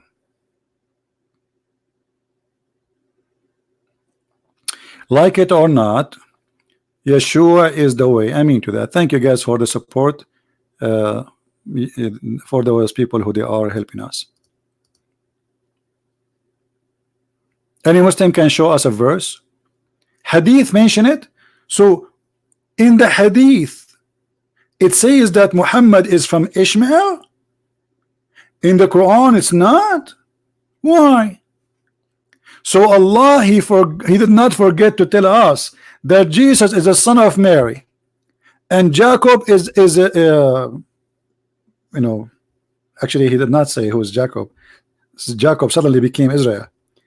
Allah have all kind of names, stories about the ant, stories about the ant. She saw Suleiman, the son of who?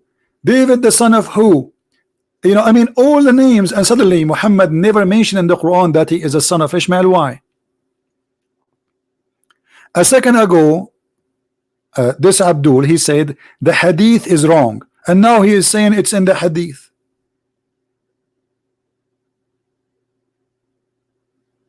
Do you see the hypocrisy and the stupidity?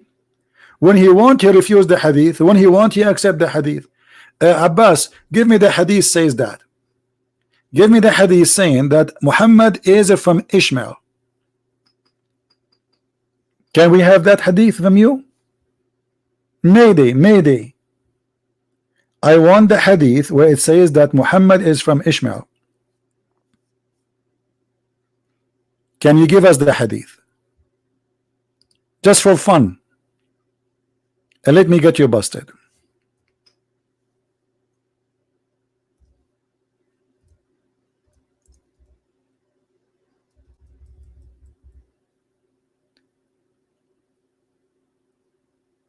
The Hadith you are quoting is Sahih. You did not quote anything. Give me the Hadith. I'm quoting. Which Hadith is not Sahih? Abdul, which Hadith is not Sahih? The Hadith I showed you yesterday is Sahih, and the day before it is Sahih, and the day before it is Sahih, and the day before it is Sahih. As an example, okay, hold on, Abdul, listen. As an example,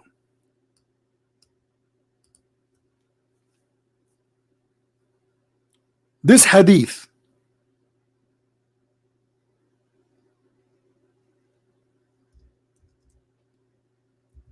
is it Sahih or it is not Sahih?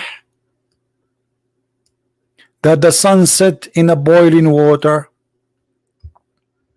Abdul, is this Hadith Sahih or it is not Sahih?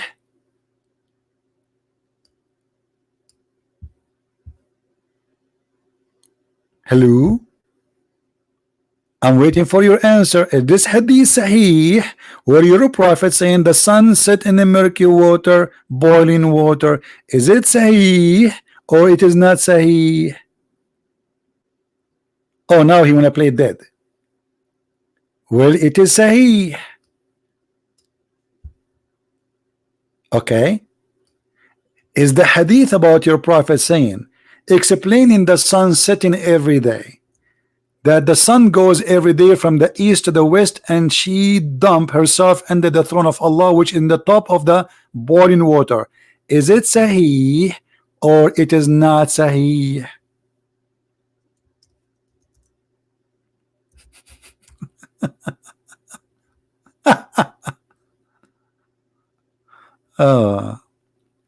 Brother, is this Hadith is Sahih or it is not Sahih?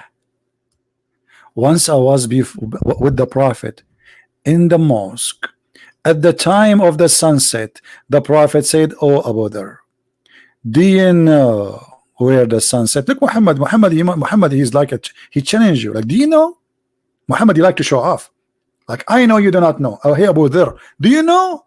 Abu Dhar, he said to him, because he knew Muhammad, he loved to be blown like a balloon. You have to make him big. He said, I replied, Allah and his apostle know best. Muslims are mushrikeen. They are associating the name of Allah, the knowledge of Allah, with the knowledge of a man. His name is Muhammad, which means the praised one, which means God. He said, it goes and prostrate under Allah's throne. So Muhammad explained the sun sitting, saying that the sun goes. And what goes where? To prostrate itself under the throne. And he explained, he cannot keep his mouth shut. Muhammad, he cannot keep his mouth shut. He has to give more details. He said, and that Allah saying statement, the sun runs into its fixed course. This is the course of the sun. Every day go and sit under the throne of Allah, which is in the water, which Allah is sitting in the top of it. Is that Sahih or it is not Sahih, Abbas?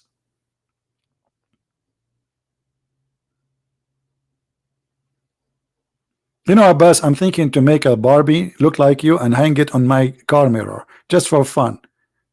I need to be laughing from time to time. Where are you? Is this hadith Sahih or it is not Sahih?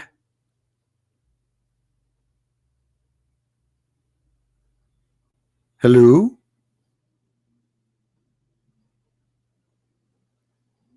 Play it dead now. He is searching Google now, trying to find where it says that Muhammad is from Ishmael. He have to go and he gave us a finger. This is the only stupid religion in the world. They give you a finger thinking they are witnessing for God.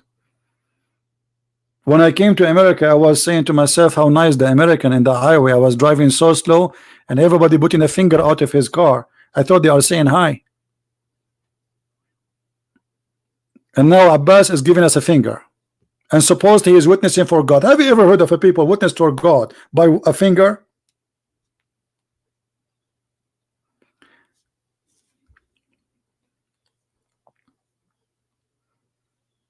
Any Abdul?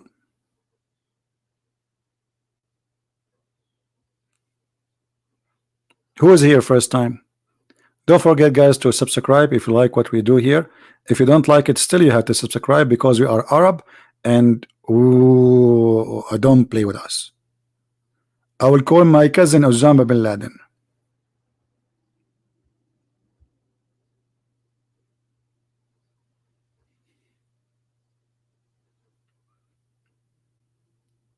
And does it need all this time to find the hadith where it says Muhammad is from Ishmael?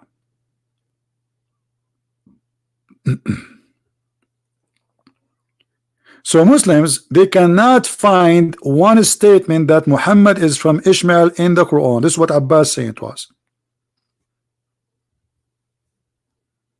Do you believe it? How stupid this religion is?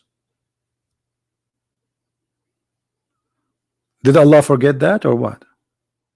Or Allah was busy telling us the story about the end.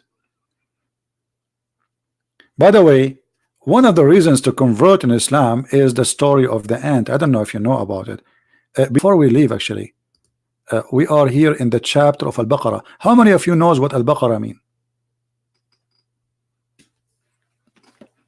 What Baqarah mean? Who knows what Baqarah mean? You see the name, it says Baqarah. Is my chair making noise, guys? And my chair is very old. It's making noise when I move. I'm trying not to move. Cow. Why the chapter called the cow chapter? Why? Anyone knows why?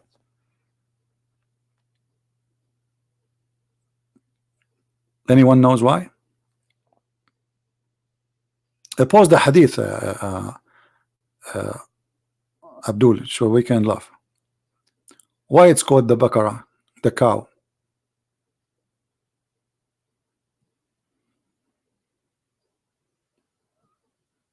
Give me the hadith in Skype, Abbas, so we can laugh. According to the chapter of Al-Baqarah, there's a guy, he killed somebody. And the dead man, nobody knows what happened to him. So they wanted to find out who is the killer. And the brother, they came to Moses and they told him, how we will know who is the one who killed this guy. So Allah told Moses to bring beef.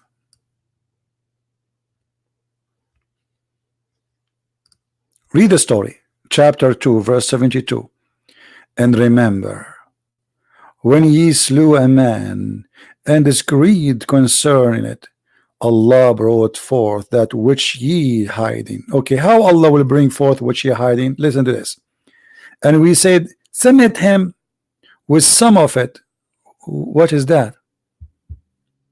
Who was the Muslim who tell us submit him with some of it? What some of it? What? Guys, do you notice there's something missing in the story? Did you notice the stupidity? Submit him with some of it. Some of it what? We have to go a little bit in the verses before it, where Allah, he have a flight of thought, so he jumped from place to place. It's a cow.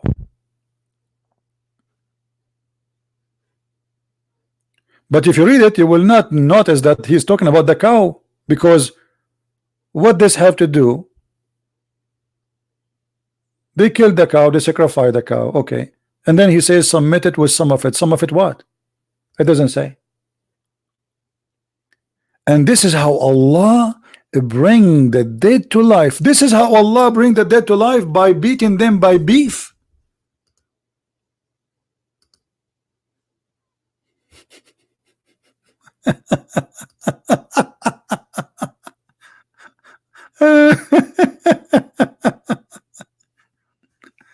Oh boy.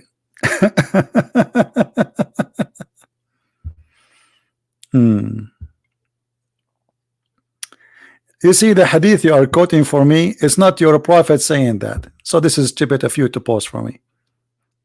And let me give you a bad news, Abbas. I feel sorry for you. I really feel sorry for you. You went to Ibn Kathir. Sorry, to Al-Bukhari. I want Abbas to say to me he accept any hadith from Al-Bukhari speaking about his prophet, where he is from, or who he is. Do you agree, Abbas? Say yes, please. Abbas, do you agree with Sahih al-Bukhari, whatever he says about your prophet? Do you agree? Abbas? Abbas? Are you there? Do you agree, Abbas? Say yes or say no. Guys, okay, he will not say. What do you think? He will say yes or no? Who can guess what he will say?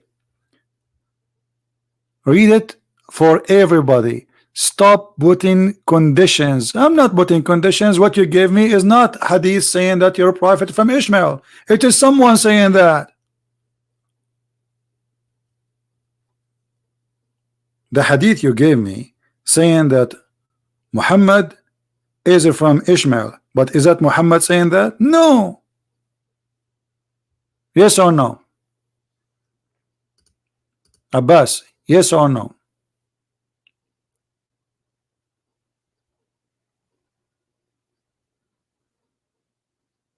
So you have no proof whatsoever, even from your books.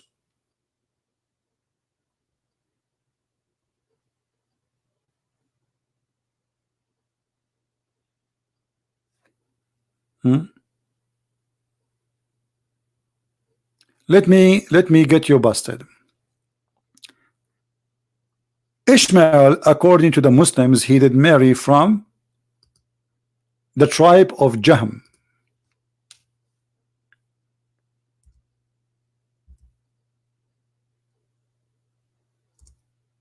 Jahm are the enemy of the tribe of Muhammad.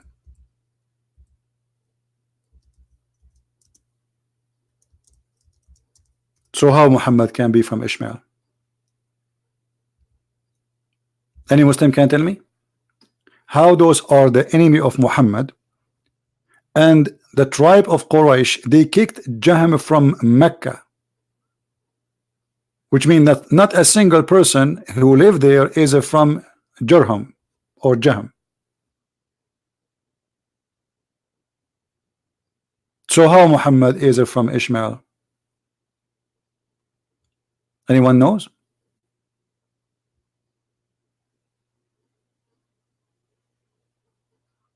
Secondly, the Quran get your prophet busted. Ishmael was a prophet to who? Muslim paper Abbas. Ishmael was a prophet to who? Can you give me the answer, please? Ishmael was a prophet to who? Guys, do you think he will answer? Do you think any Muslim he would dare to answer? Ishmael, you Muslim, you say Ishmael was a prophet. He was a prophet to who?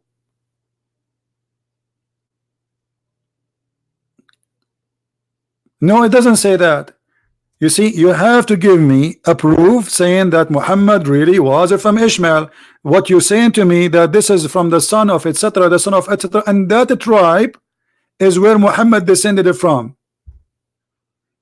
But it's not even Muhammad saying that.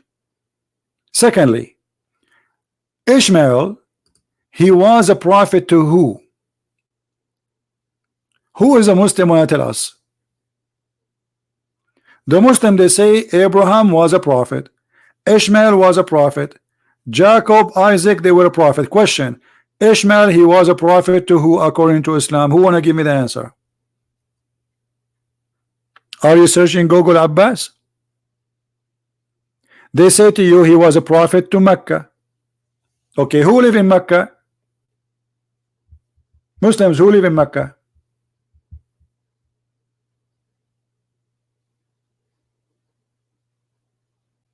Guys, be my witness. This is Abbas. He gave us an answer after searching for long. Let us put Abbas text on the screen. Where is Abbas text?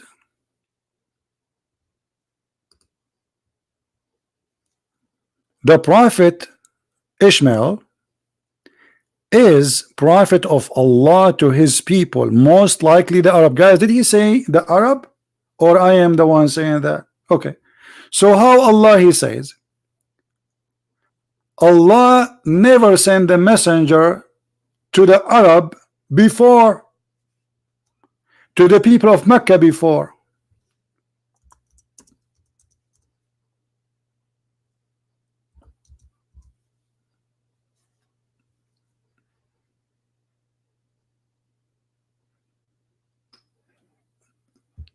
Anyone?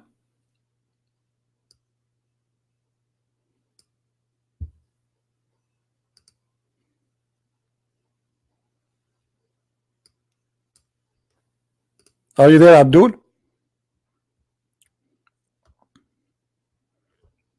Abbas, who was the messenger before Muhammad to Mecca? You Muslims, you claim Abraham and Ishmael. Is that Quran or this is a weak hadith?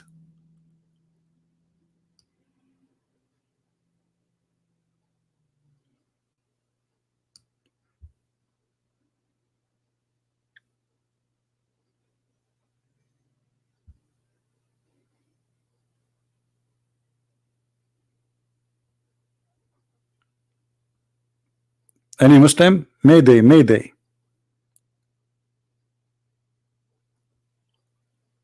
If there is any warner, any messenger came to the Arab before Muhammad.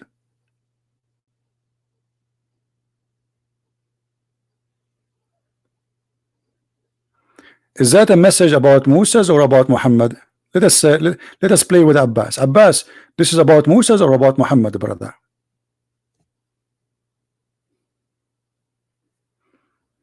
Abbas,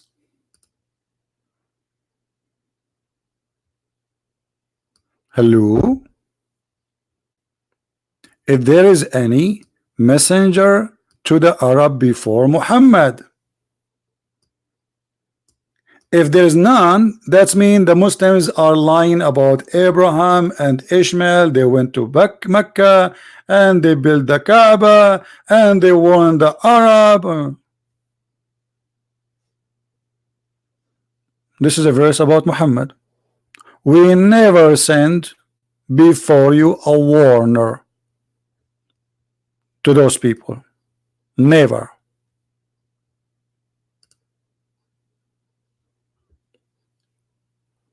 Are you there?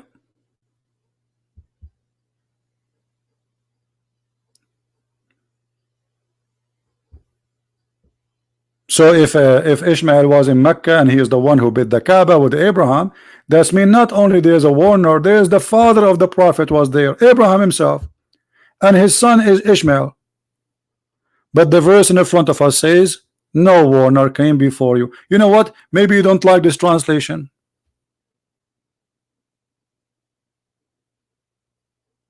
No. You see, you can't play this game because you Muslims claim that the one who built the Kaaba is Abraham, and the Quran even witness for that. So we are talking about the same city.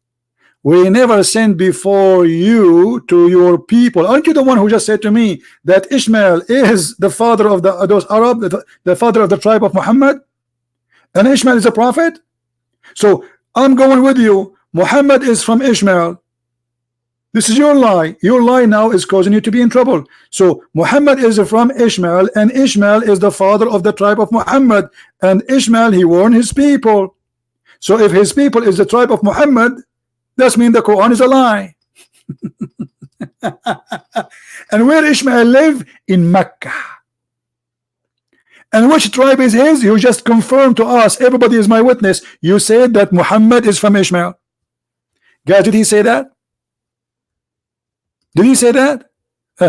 This is the text of our brother Abbas. It's in front of you. He sent me this. He sent it to me as image. So a second ago you were working hard, and this is how. This is why they say to you when Christian Prince asks you a question, don't ever say yes, never say no, because he have a trap for you.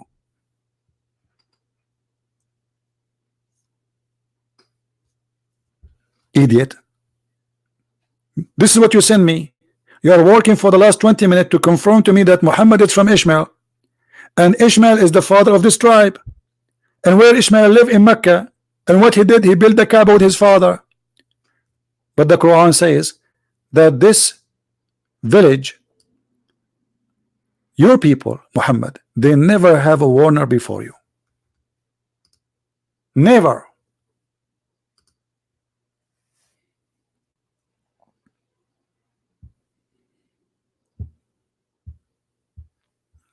This is how we do it.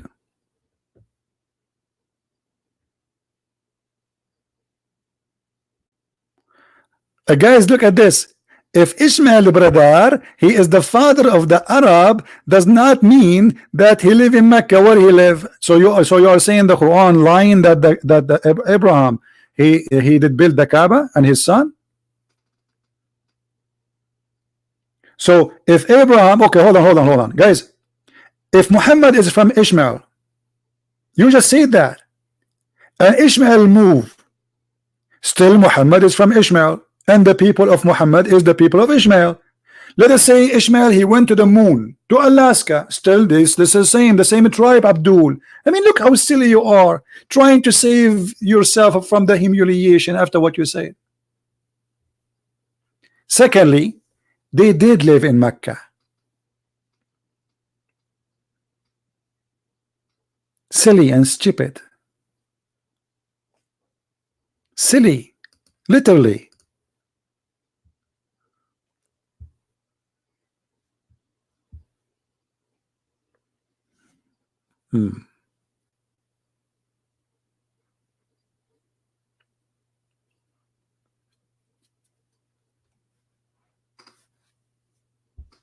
Ishmael never been in Mecca, and the proof in front of you. How many of you took reference?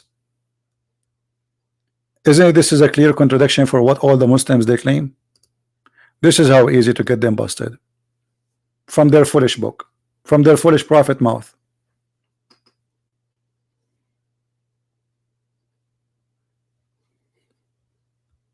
As simple as that. Muhammad, he said that Allah never sent a messenger before him to people of Mecca.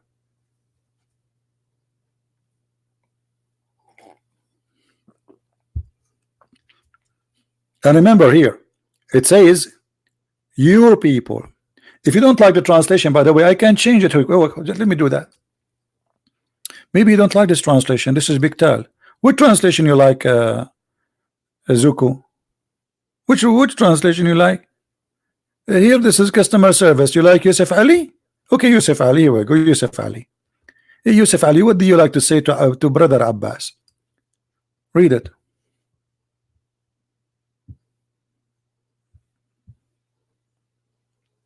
Abbas, I'm trying to help you here. Look what Yusuf Ali he said. He says he is speaking about Musa. Is that about Musa or about Muhammad?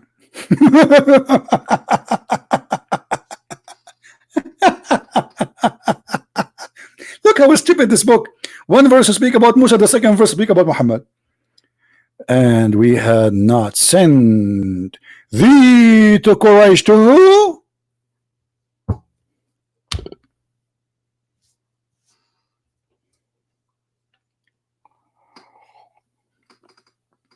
So Abbas was trying hard to tell me that Quraysh is the people of Ishmael, and Muhammad is descendant from Ishmael, and now it's not no more. And by the way, it doesn't say they're Quraysh, it says your people. Who is a Muslim would like to call us?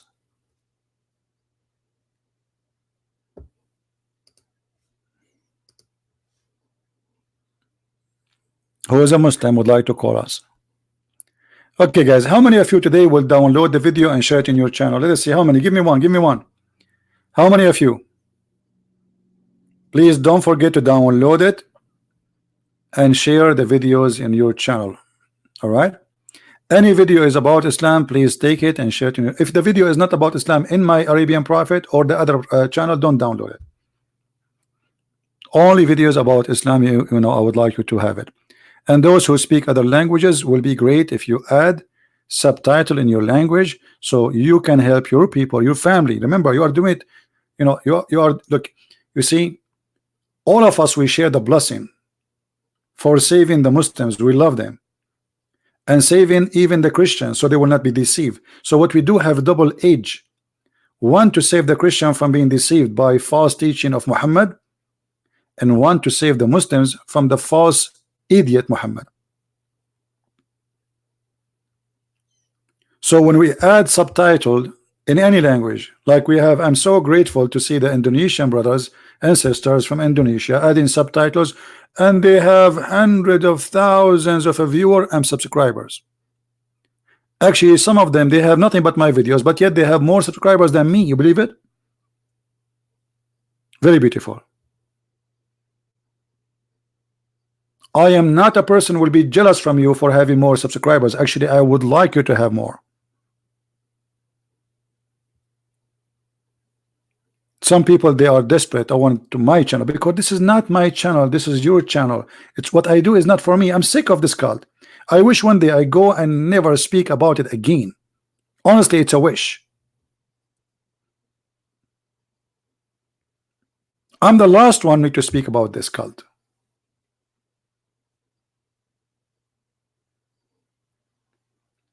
Take reference, take notes, educate yourself, because my friend, education is amazing. Everything on you change when you are educated. You believe it or not, this is the truth. Yeah, Abbas, you will ask me about the Bible. Okay, why you want to jump to the Bible now? The Quran says Allah, He confirmed is what is with them, and now you want to ask me a question about the Bible? And what about this? You want to jump it too? So look what the Muslims they do. I want to ask you a question about the Bible, CB. Can I call you later tomorrow? How many times you ask me questions about the Bible and we get you busted? One more, one less doesn't hurt, Abbas, but still you cannot answer. I always accept your challenge. Have you ever called me and asked me about the Bible? I did not answer you. Okay, Abbas, what about you? Call me right now. Abbas, you call me right now and ask me about the Bible, and this is my challenge. You answer about this verse, you give me the question about the Bible, and everybody will be laughing either at me or at you. Go ahead. You know what? I will call you because I know you are a coward. You will not call me.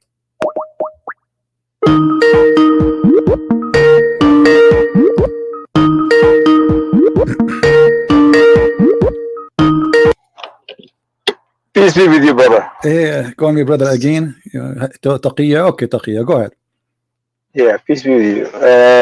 I can't talk right now. I'm at work right now. You are at work. So this is the good thing about hiring a Muslim. You hire a Muslim, you pay him a salary, he go to chat rooms. No, but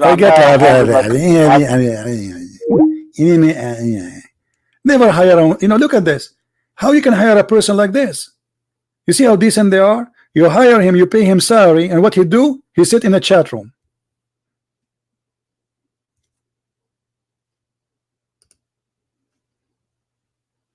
Very decent people. So there's an idiot, he hired you, and now he's paying you by hour. And what you do? You go to Christian Prince chat because you are addicted to Christian Prince. You cannot sleep without me. You have to be spanked every night. You cannot talk right now. Why you cannot talk now? Because I'm at work now. No. Either he's driving or he's at work. And by the way, when he's driving, he's working too.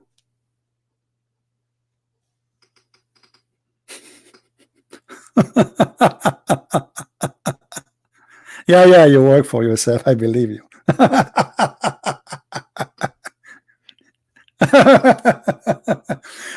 You are the same as Muhammad. He worked for himself, not for Allah. This is why he says, who wanna give me money? Who wanna give me women? Any woman, she'll give herself to the Prophet. He worked for himself. You and Muhammad is the same. You work for yourself. You don't work for anyone.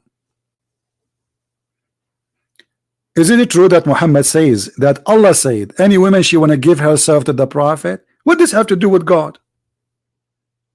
Muhammad already have 13 wives and hundreds of sex slaves. What kind of God he make a verse saying, and any brother, all those women, they can take their panty for the Prophet. Okay, what women? What women? Tell us, please. Please tell us. Look at this verse, guys. Look at this verse. O Prophet, we made for you lawful the wives. The wives are made lawful. Don't you think it's too late? They are already his wife, you idiot. Your wives, so you have many wives, the Quran comes from that. And whom has paid you their dower. And those are right to process. So Muhammad, he can rape the slaves. And the prisoner of war, okay, in unlimited numbers, thousands of women. And then, and whom Allah assigned to thee. Allah, you see those women, Allah assigned to thee, so Muhammad, he can use as a private part with them. They are assigned.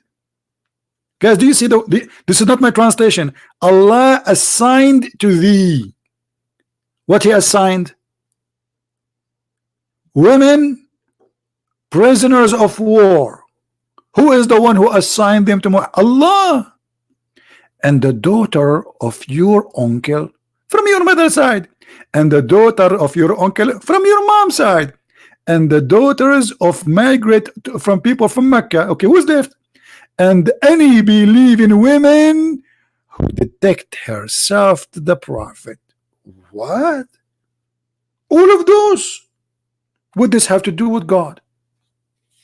What that will accomplish to Allah? When Allah saying, Muhammad, you can use your private part everywhere. You have unlimited. The neighbor of the neighbor, the daughter of your, and the daughter of, and the women they immigrate from Mecca, and and any women, any believing women, she offer herself to the Prophet. And look what Aisha, she said. Aisha, she is not stupid, even though she is a kid. She noticed that Muhammad, is a scam. She said, إن ربك يسارع إلى هواك يا محمد. What does that mean? I see that your God, he rushed into your desire, Muhammad.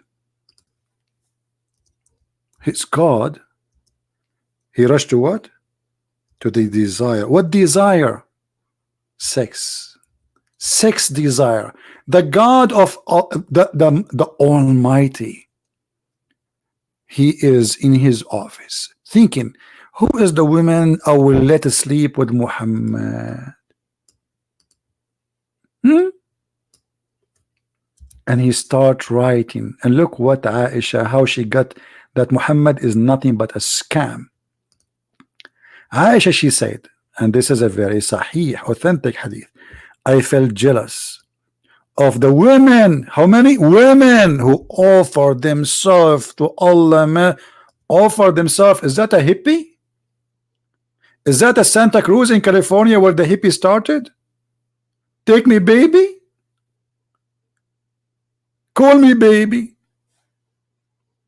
So Muhammad, he made a verse saying, any believing women, she wanna offer herself so we can do boom boom. Like what? So I felt jealous of women offer themselves to Allah Messenger and said, huh?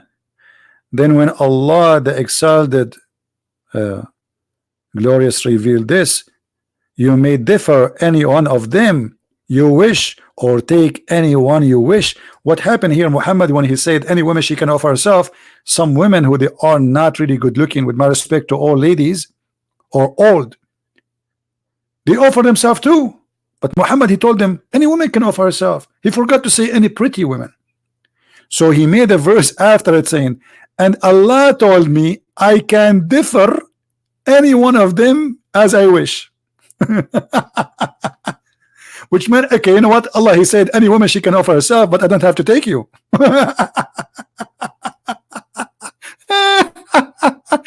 Muhammad, he made the verse, he opened the door of his house, he found the women in the age of 70 offering themselves. He said, oh, what I did, oh, I forgot to add the pretty and young. Look, what I will do, how I can get out of this. Now they are offering themselves to me, what I will do. So he made a verse, as you see, saying, and Allah said, you may differ any one of them as you wish, and you can take to bed as you wish. This is obviously, this is from God. This is not Muhammad doing that. So look what Aisha, she said. She said, guys, you read with me. Can you read?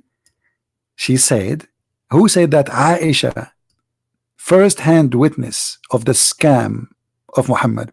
It seems to me that your Lord has to satisfy your sexual desire.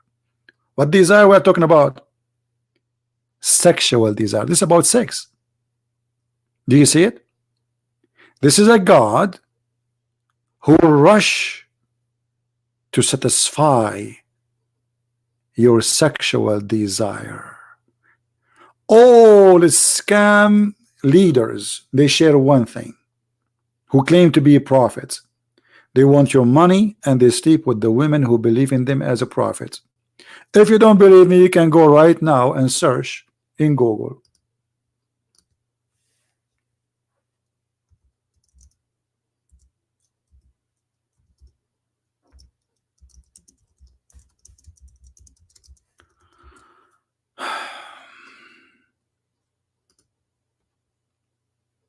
All cult leader, they share one thing. When I say cult leader, it's not just somebody is maybe a priest or something. No, somebody claimed to be a prophet speaking for God. They want two things: your money, which make them in power, control, and your women, all of them.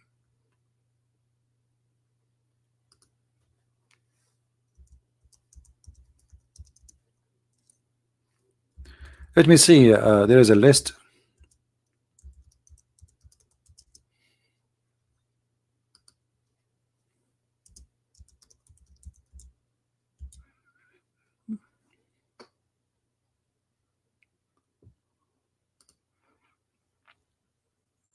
All right. This is an article. I just searched Prophet Google, peace upon him, who sent to us by Jibril.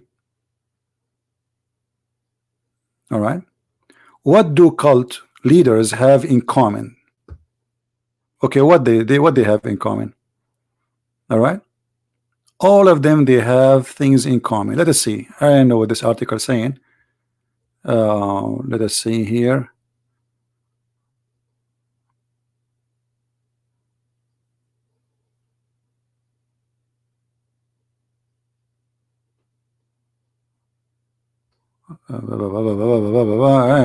Okay, here we go. They want to have sex with their followers and they want your money. They speak about empowering women, and it's, you know, whatever their time needed so they can fool you. And at the end of the day, they sleep with the women who follow them, and they take the money of those who follow them. This is exactly Muhammad. And Aisha, she is not a fool. She noticed right away that Muhammad, his God, is fishy God. He has sin. Allah, he rush for what? I mean, do Muhammad, what is the point of this verse, guys? Anyone can tell me. Who is a Muslim can tell me why Muhammad, he needs such an order from Allah that any woman, she can give herself to him.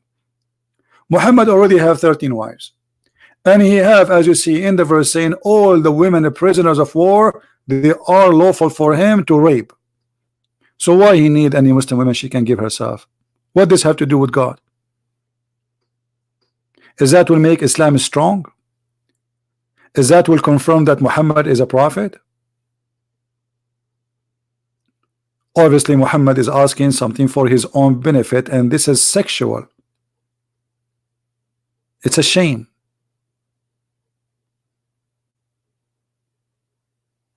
It is a shame.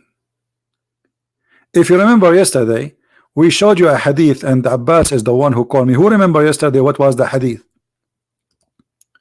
When we asked Abbas about this, the Prophet advising one of the men of his men to go and find a child to marry. What Abbas he said to me, you remember yesterday? It was just yesterday. He said, how you know, Christian Prince, that this guy is not 17 years old and the Prophet is saying to him, marry someone young? I asked Abbas, where you get this as 17 years old from? The coward, he hang up and run. And I asked him before he hang up, are you saying if you are 16, 17 years old, you can marry a child? He said no. It's recorded, it's yesterday, it's in the video. Go watch it. And then I said, okay, if 17 years old cannot marry a child, 6 years old, how your prophet did marry 6 years old?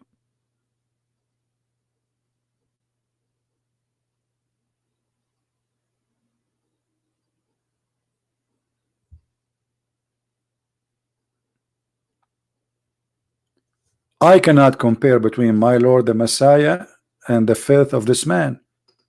It's an insult for our Lord. How holy he is, how amazing he is. You see, a person who can raise people from death, he can heal the blind. Imagine today, I got little power of the Christ. Let us say I can make just the blind see. Just this is the only miracle the Lord he can give me.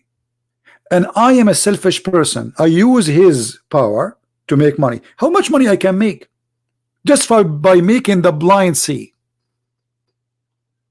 You know what I mean? Jesus never took a penny. Jesus never owned a slave. Jesus never asked for return. Jesus never asked for anything for himself. All it was about us, saving us.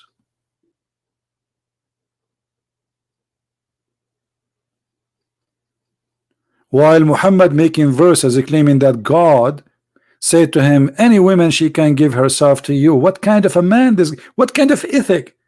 Imagine I put a sign in my door where I live, it says any woman she can give herself to me.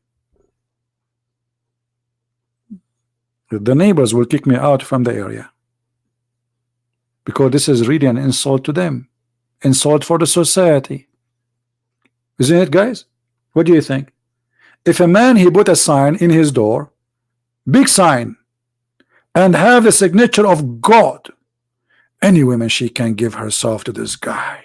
Why? Because he's a prophet. So if you are a prophet, you are going to sleep with our wives? Yes. And not only that, the Muslim book says the following, and I changed the Muslim to say I'm lying. If the prophet eyes fall into a woman, her husband must divorce her immediately. Who is a Muslim saying I am lying? Who is a Muslim willing to take a challenge and say, Christian Prince, I challenge you to show me the reference of what you just said, that if the prophet, his eyes fall into a woman, her husband, which means she is married, he must divorce her immediately, so the prophet can sleep with her. Who is a Muslim want to challenge me?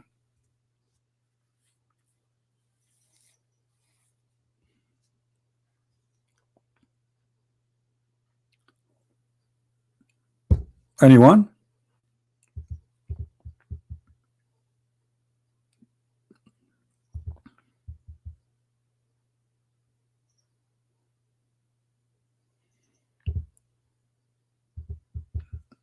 Any two? Mayday, Mayday. We need a Muslim. He can call me right now and say, we have somebody saying Nathan, his name is Nathan. He's saying, show us Arabian. Are you a Muslim, my friend? I want a Muslim to call me and say to me, I challenge you to show us what you just said, that if the prophet, his eyes fall into a woman, her husband must divorce her, so the prophet, he can have her. Who want to do that? Who is the hero who want to do that?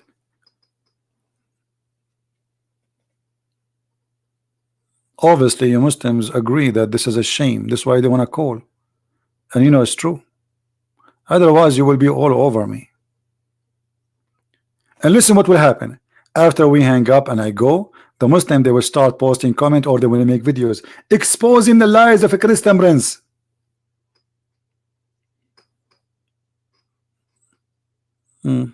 Why you don't call me and expose my lies here now, so everybody will laugh? You can record it. You can record the conversation with me, post it in your channel.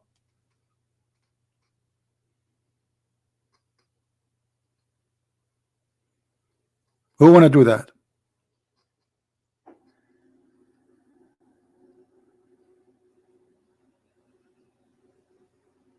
I have blocked them on Skype. That's not true. I block only people who use bad language and kids. And same time, even if I blocked you, you can make a new name in 2 seconds and you call me right now. That is a false excuse. It's a Skype. It takes you 2 minutes to make a Skype name. So if the name, as you said, the blocked, you can make a new name and call me now. And people will hear your ring, and people will hear you speaking to me. That is a false excuse.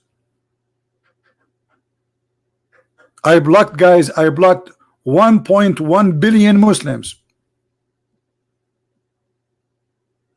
No, all of them, they are blocked them.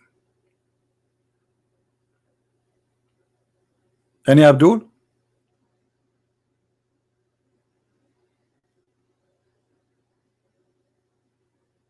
I can show you. I have a billion blocked here. A Muslim want to answer me. All the ustad of the Muslims, they want to answer me, but I blocked them.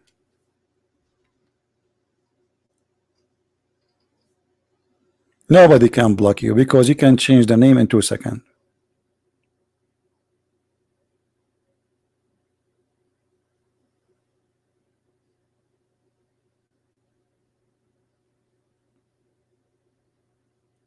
Red, you were joking?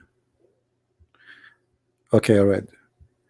Because you gave a loan to Allah, Allah forgive your sin.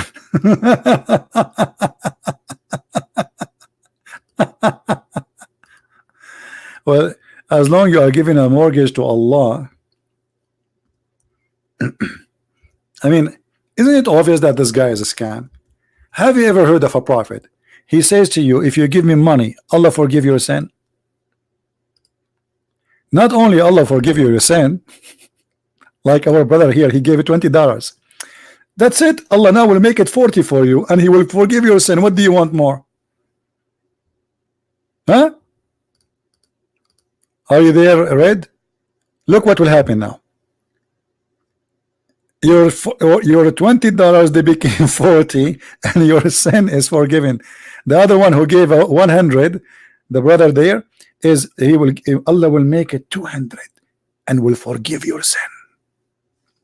That's great. Why people don't want to put their money in the bank? And why you want to go to the stock market or even buy a real estate? Just give Allah 100, He give you back 200.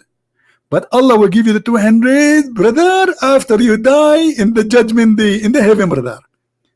How Allah is going to double it for you?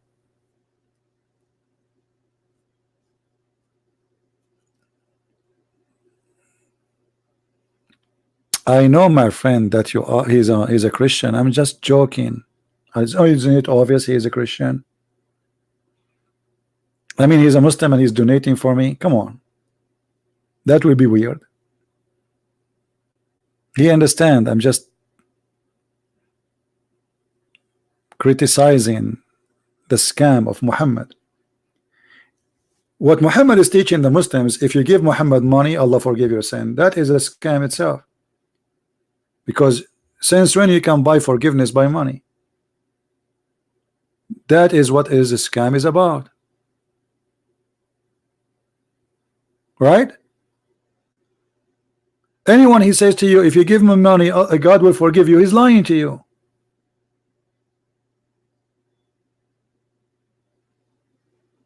Because that's mean that if you are rich, you are the first one to go to heaven. You commit sin every day, and you do just to give money.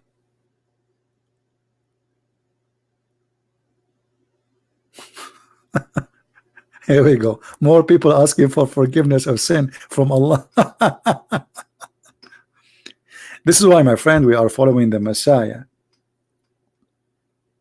He is the King of Kings, but yet he have no money. He is the King of Kings, but he don't have palaces. He don't have horses. He don't have slaves. He don't have soldiers. He is the King of Kings, but he live between us, between the poor. He is the King of Kings, but he said, if you don't let me wash your feet, you don't belong to me. Yeah, we have people from Russia listening to us. That's wonderful. God bless everybody. That is Jesus, my friend. Jesus want to wash your feet. Muhammad, he want your wives in his bed without panties. What the Lord he said about serving? Anyone remember? What the Lord said about serving? The master is the servant, not the opposite.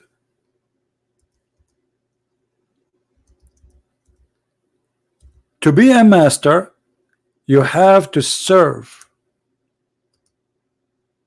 Muhammad, he want to be the master, and you serve him. He want your money, he want your women, he want you to be his slave.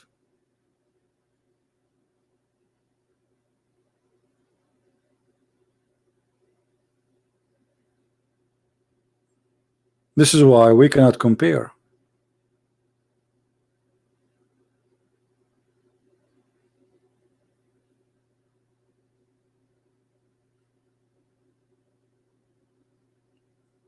Do we have any Muslim here want to say something? When Jesus said, the greatest among you is the one who will be your servant, was Jesus mistaken? Actually, yes. That is the greatest of us. Is the one who will serve. Because of that, he is great. He is not selfish. How many times we spoke about fighting being selfish? You see, selfish person, he don't serve others. he want to abuse and use, for he concentrate on himself only. While in the Bible it teach the opposite. For God he loved the world. So what he did? He sent his only begotten son. So God is serving us by sending his own son. And what his son he do? Another service which nobody can do, saving us willingly, to the point even he is willing to sacrifice his own blood. That is the greatest. The greatest is the one who humble himself. The proud is a fool. This is why Jesus said to them, I want to wash your feet. They said to him, Lord, what are you doing? He said, listen, if you don't let me do it, you don't belong to me.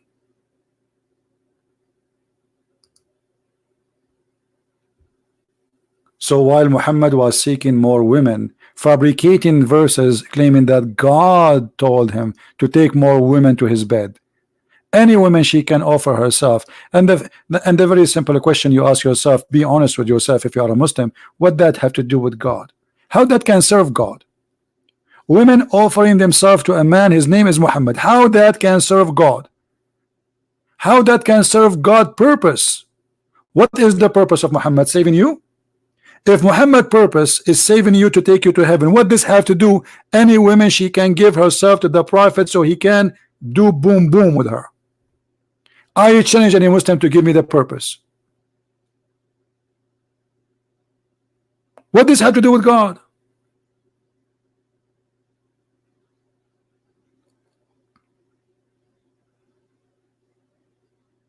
Isn't it obvious that this guy is just working for his own benefit, for his private part? And he don't care for God. He is actually, he is not only using God, he is making fun of you. And he practiced that when his own son, imagine his own son by adoption, his name is Zaid. He went to the house of his wife and he flirted with the wife when she is married. She was what? She was married. Chapter 33, verse number 37. Allah gave him verse saying, why you are hiding? Look, let me show you what this guy he said. You know, I really like Muslims when they make a comment, because it helps us to show you how Muslims think. Read carefully. Abbas, he said, CP, that is a pagan practice to sacrifice a human being for the sins of people. Okay, hold on. Be my witness. Did he just say that sacrificing a human being is a pagan practice? Did he say that? Okay. Do you Muslim believe that Allah he ordered Abraham to sacrifice his son?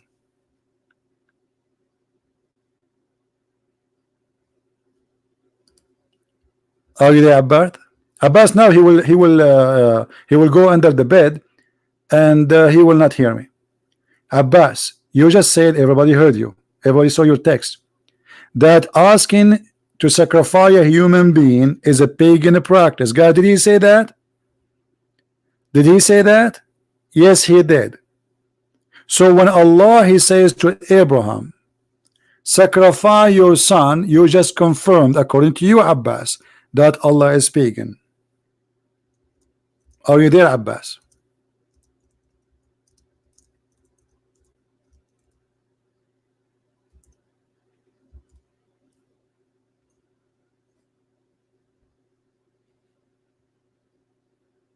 Are you there?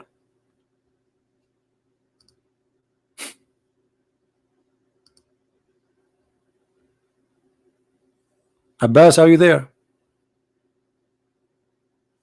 You just confirm, according to your logic, that Allah is a pagan God.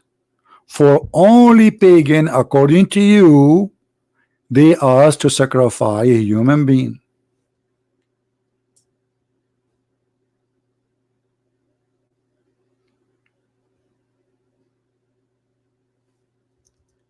What happened to you, Abbas?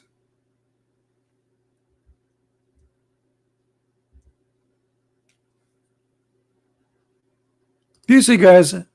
I mean, it's boring for me.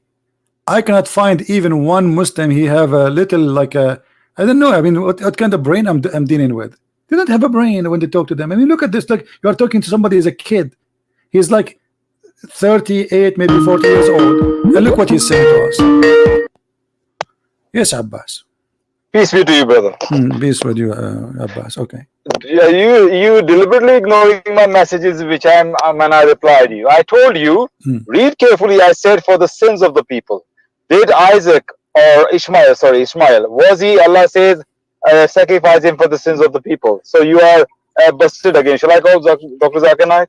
Okay, let me ask you then, guys. Did he say for the sin? He said for the sin. Did he say that? Okay. So you are saying that if you sacrifice for the sin, that make you a pagan, correct? Human being. Don't twist my words. I say, show me anywhere in Islam it says human being sacrifice for the sins of the people. That is a pagan practice, my brother. Come back to Islam. Okay, hold on. Take it easy. Hold on. Show me where in Islam sacrificing a human being is to forgive sin. Allah, he asked Abraham to sacrifice his son for what reason? That was his test. Just sacrifice. Allah says that. Hold on. That was his test. No. Okay. Where it says, where it says that this is a test. Hey, where it says it's not a test. Where it says, wait. The Quran in front of me.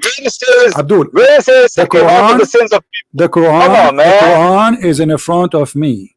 Show me where it says that. Show me what you are asking me for. You are the one who said. You are the one who said that this is a test. Correct? Yes. Where you learn that from? You are the one who saying where you learn that from? Abbas, be honest with me. Where you learn that from? Where do I learn what from? That this was a test. Because Allah, because when he went to sacrifice, Allah was pleased with him, and Allah didn't make sure he didn't sacrifice his son. What Allah he did then? So what Allah he did? Allah sent a lamb. Send the lamb. Allah sent the lamb to who? To Abraham. Okay, is it true? Is it true that Allah? Okay, hold on. Is it Allah? Is it so? You are saying Allah he sent the sacrifice? Is that correct? Yeah, the lamb. Okay, the lamb Allah is sacrificing to who? Allah is sacrifice to what? Okay, you said that. Okay, you said that the purpose of this. Hold on. You said the purpose of asking Abraham sacrifice is as a test, correct? Yes, that's right. Yeah. Allah sacrificing for what purpose? Allah is not sacrificing. Allah gave the sacrifice lamb to Abraham. He sacrificed. It says وَفَدَيْنَاهُ بِذَبْحٍ عَظِيمٍ. We sacrifice. We ransomed. This is your translation, Muslims.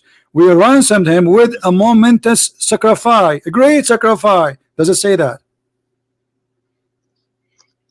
I have to see the screen. 1 second. Okay, I'm not on the screen. What chapter and verse you reading? You do not know what chapter I'm talking about. You do not even. So you know the story, but you do not know where the story is. The story, yes. In the, look, okay. This is chapter 37, verse number 107. Chapter 27, verses 107. Yeah, and we ransom him, with a momentum sacrifice. Yes. Okay. Why Allah is giving sacrifice to who? So it is a sacrifice. Allah, he gave a sacrifice. Allah gave sacrifice to who? Yes, sacrifice for what? You tell me. I'm asking you, and this is my question. Allah gave sacrifice for what? But the sacrifice was the sheep and not the human being. I'm not asking you what. I'm saying for what? For what? Allah sacrificing for what? Abraham was sacrificing as a test. This is what you said, right? Okay. Allah sacrificing as what? The crux of the matter is, in Islam, we do not believe in sacrificing human beings. Don't tell me what I believe. I'm asking you a question. Don't jump. Don't jump like a monkey. Listen, don't jump like a monkey from a place to place. Allah sacrificing to who and why? You are twisting the point here right now. I'm not twisting. I'm asking you. You are the one who have knowledge. You are the one who have beard, not me. Allah sacrificing. You said that Abraham sacrificed as a test. Allah sacrificing as what? As a test too, to himself? No, Allah Okay, why sacrificed for why Allah sacrificing? Why Allah sacrificing? like we do sacrifice on our Bakra Eid, yeah? Eid al-Adha. Okay, we do sacrifice. We're talking about Allah. Okay, you sacrifice. If you are sacrificing the Eid to forgive your sin, do you want to show you your prophet saying that you have to sacrifice so Allah will forgive your sin? Not to sacrifice for the sins. No, it's not. Abdul, if I show you that if you sacrifice, Allah forgive your sin, what you would do?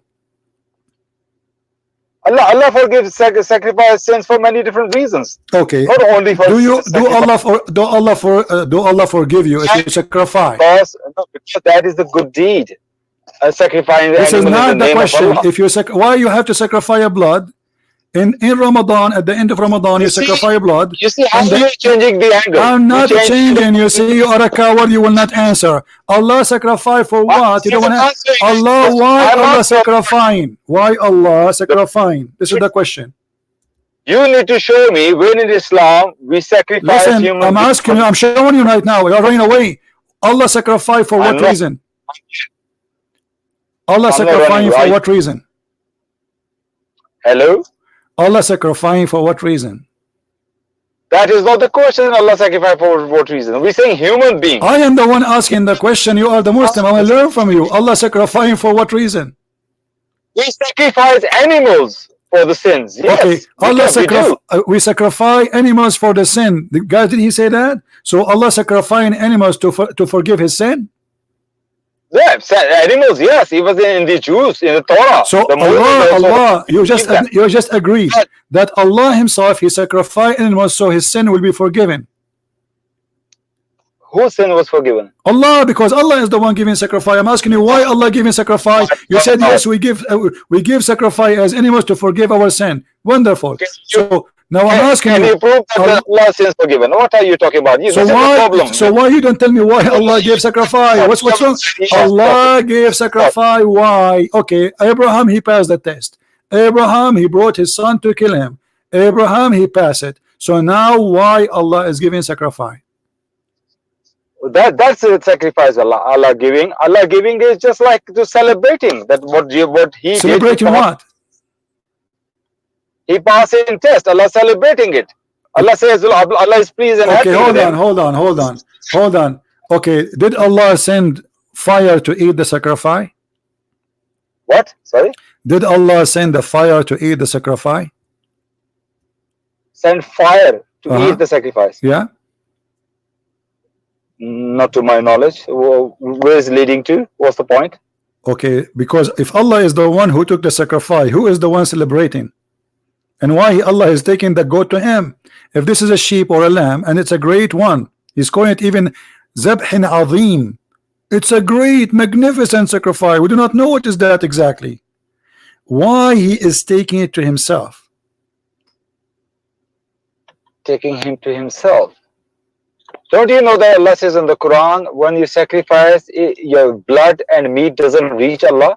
It's what is your intention that reaches Allah. So what are you talking about? Abdul, you will not answer. Okay, let me ask you. If you kill a human being, do you go to heaven in Islam? So let's settle one thing first. We have established one thing for sure. In Islam, we do not believe in sacrificing human beings for sins. But absolutely false. Because if you kill a human being, you go to heaven. Yes or no? Whoa. Hang on a minute. Yeah, you're just going all over the place, man. What's wrong with you? Why are you so desperate, man? Is that the Quran? Is that your Quran? Yes or no? Stop asking yes or no question. Well, this is your Quran. This is your Quran. Okay. Those who do jihad and kill the infidels, Allah, he fight them by your hands and heal your chest, and he will take you to heaven. So Allah is saying that the way to go to heaven is to sacrifice a human being, to do jihad and to kill. Yes or no? What chapter and verse? Sorry. Oh, jihad. Also, you are implying because the jihad is you killing human beings. Isn't it jihad? Okay, hold on. Isn't it jihad is an order of Allah to kill those who they are not Muslims? Also, you're talking about the way kill the enemies, that you're going to go to paradise. Hold on. Don't change the topic. Is it true? Either you say yes or no. So if you kill those who don't believe in Allah, if you kill those who don't believe in Allah, is that a sacrifice to make Allah happy or not? Oh, start again. You're going too fast. If you kill a human, and Allah promised you, if you kill a human who is the enemy of Allah, for he don't believe in Allah, you are going to go to heaven, correct? And that human is what? Who? Enemy, yeah? Enemy of Allah. I just want to understand you. No, the enemies of Muslims, yeah? The enemies of Allah, enemies of Muslims, so you are killing them. Okay, I will go with you. So you agree, if you kill the enemy of the Muslims, you go to heaven. You don't have to go with me. Abdul, there's nothing is called the enemy of Muslim, and you are a potato. The enemy of Allah. Read what your prophet in the Quran and in the Hadith says. You are a potato, and it's in front of you. I've been ordered to kill all mankind until they say there's no God but Allah and there's no prophet but Muhammad. So what is the message? What the message? I will sacrifice all mankind. Either they die and we shed their blood, or they have to convert to Islam. Yes or no? Am I allowed to express my view? Sure, go ahead. Thank you very much, brother. So the point that we started with, can we sacrifice for the sins of people? Now you equaling that one with killing the enemies, and Allah will give you reward. You saying that both things are same. That's what. Who is the enemy? Who is the enemy? Enemy is anyone who don't believe in Allah. Yes or no? Answer me. Yes or no? You think both things are same? It's the same. You know, don't make me use word I don't want to use. You are repeating yourself. You are an idiot child. I'm asking you. Listen, when Muhammad he said, I've been ordered to fight all mankind, until what? Until they say the Shahada. So what the target? Saying the Shahada. Otherwise, they will. The only way to secure their blood sacrifice. The only way to secure their blood is saying Shahada. Yes or no? Yeah, I'm a potato. Seriously. Oh my yes God. Or no? So we are talking about sacrificing a human being for the sins is not equal to killing your enemies, and Allah will reward you. It's not equal. Actually, the second you shed up your blood killing the enemy, Allah he promised you that you will not go through hell at all. You will be in heaven immediately. Is that true or I'm lying? Oh well, it's right. If you go if you kill a human being, okay, you are killing the human being for the sake of who?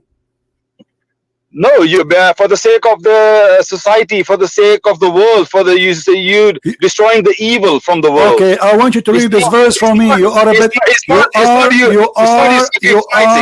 are a liar again. Read this verse for me. Here we go. Oh, really? Okay. Read this verse. All right. Did Allah, he says, kill them for the sake of Allah? Yes or not? You want me to read it? All those verses. Choose one. Which one you want? I'm driving now, you know that. You are driving right now, yeah, I know. Always driving. Just read the verse. I'm listening. Read the verse. Okay. Does it because say, I just called you to make that point because you couldn't read my text. Does it say that this is for the sake of Allah? Yes or not? Read it. It's in front of you. Your English is better than mine. And if you like me to change the translation, let me know. If there is a translation you favor, CP, tell me what chapter and verse is. Chapter 5, verse number 54. Chapter 5, verse number 54. What translation you like to show you in the screen? It says, "Fight for the sake of Allah." Fight for the sake of Allah. Yeah. This is the purpose. Okay. And you fight for what? To kill people, right? Okay. So if you fight for the sake of Allah, okay, you fight for the sake of Allah. What Allah will give you? That's one of the good deeds. For the sake of Allah, you fight. Okay, so you sacrifice. You are going to kill. You are going to kill. You are going to kill all a human being. If you are going to kill all a human being, the reward for killing all mankind who they are not Muslims is heaven. Yes or no? No, that's not true. You don't supposed to kill because somebody is a non-Muslim. No. You're not supposed to. You only kill the enemies who fighting with you. And All Allah right. says many times in the Well, Quran, you are a when coward. You are a when coward want and a peace. liar. Okay, read for me the chapter How come 29. I'm a coward? Read the I chapter call you chapter all the 9. time, message all the Chapter time. 9, chapter You are the 9, one verse who hang 29. up on me all the time. Don't please. Chapter Listen to 9, me, CP. chapter 9, verse 29. Does it Listen. say fight those who don't believe in Allah and the last day from the Christian and the Jews? Yes or no? I will answer you. I will answer you right now. Well, your interpretation is wrong. I'll tell you. First of all, before I want to make one point, I'm a Muslim, and Muslim is the one You are not a Muslim. You are submit not a their Muslim. will You to are, Allah subhanahu wa you ta'ala. are not a Listen Muslim. to me. You are not a Listen Muslim. to me now. You said to me, you said to me, you calling me peace. coward. You call me brother, and you said to me, peace. Yes or no? Everybody heard that. Yes, yes, Right? yes, yes, yes. How that will make you a Muslim? Isn't it the Quran says you will not find a Muslim who is nice to non-Muslims? I already told you. Allah says, say peace to them and walk away. No, this is peace this to is, who? The this ignorant, is, this is the to jahil run, like you. This is to run away. even Allah said, Quran command me to chapter. say peace Let to jahil like everybody you. What are you laugh talking at about? you. Let everybody laugh at you. You will not find. You will not any folk from the Muslims who believe in Allah and the last day. Who he will be loving and good to those who they oppose Allah and His Messenger. Yes or no? Do you believe in the context? Everything is a context, yeah? Okay, no problem. What interpretation you like me to read for you? Okay. No, whoa. You believe in context, yes? What interpretation will the context will appear? The context, Abdul, the context will appear by the interpretation of the scholars of Islam. Which one you agree to read it from? Let me answer you chapter 9 verse 29. I'm answering you. No, don't go there yet. Don't go there. Don't run. One by one. Which context? Which okay. You wanna go to 9:29? Okay. Which interpretation like me to read for you? Can we read the Quran first? Sure, if but the okay. verse of the, But instead of listen. Instead of me and you shouting, let us go and take something we agree upon. Can we go as an example? You keep quoting for me Ibn Kathir. Can we go to Ibn Kathir? Is that okay with you? I am keep quoting Ibn Kathir. What are you talking about? When did I quote Ibn Kathir? Each time you call me, you say Ibn Kathir, and this is what you did last time too. It's recorded. Everybody knows my position. Okay, are you saying Ibn Kathir is a liar? Stop playing game. Is Ibn Kathir is a liar? Why you don't want the scholars to give? Say, okay, listen. What just shut up, you idiot. You're just a kid. The scholars agree with me, and this is why you don't want me to quote them. As simple as that. You are a coward. Why you don't want to read your scholars? This is not a Christian scholar. This is your scholars. You learn Islam from them. Those are your masters. Suddenly he don't want them. I say to him, okay, which one you want me to read for you? Anyone choose. He don't want. And yet he insists, do you agree to go with the context of that? Yes, let us go, because the scholars will show us. I'm not asking you to read it from the book of the Jews. You're a scholar, and even I asked him to choose one. Last time he chose for me Ibn Kathir, the one before it Ibn Kathir, the one before it Ibn Kathir, and each time he quote for us from Ibn Kathir, we get him busted. Coward. You are not a Muslim. You are a person who is practicing. If you mean what you say by saying to me peace, and you call me brother, and you mean it, the Quran say you are not a Muslim. And this is exactly what we can find in chapter 3 verse number 28.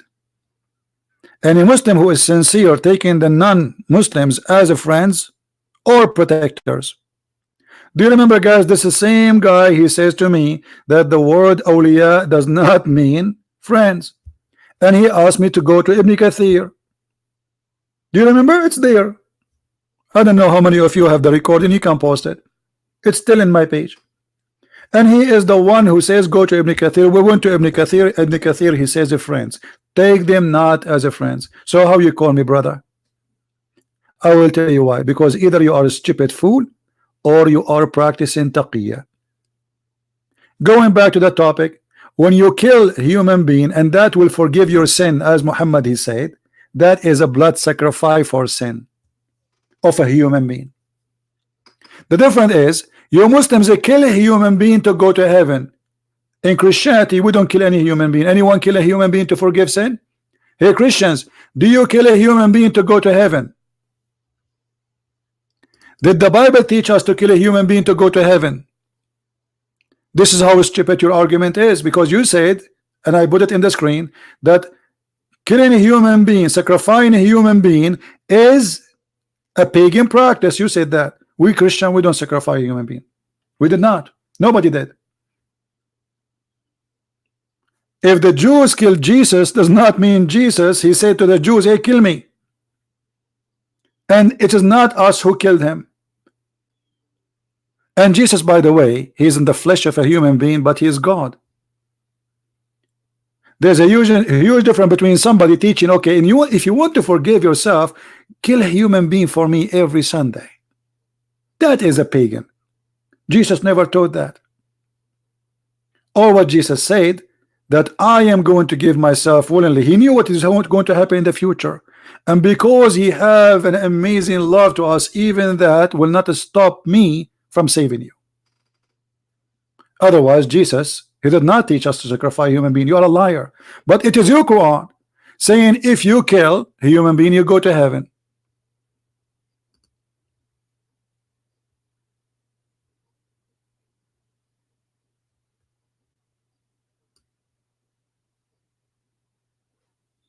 And we can find you tons of verses in the Quran where even Allah, he says that he bought your soul from you. He is the devil. Have you ever heard of a God saying I bought your soul from you? He bought your soul from you, so you fight and you die for my sake, and this is why how you go to heaven. And what does that mean? You will go to heaven? That means your sin is forgiven. And what is sin in Islam? Sin in Islam is to be nice to the Christians and the Jews, to be nice to the Hindus, to be nice to those who don't believe in Allah. As you see, I showed you the verse saying you will not find one believing person who is going to take non-Muslims as a friends. Is that my statement? Absolutely not. This is your statement.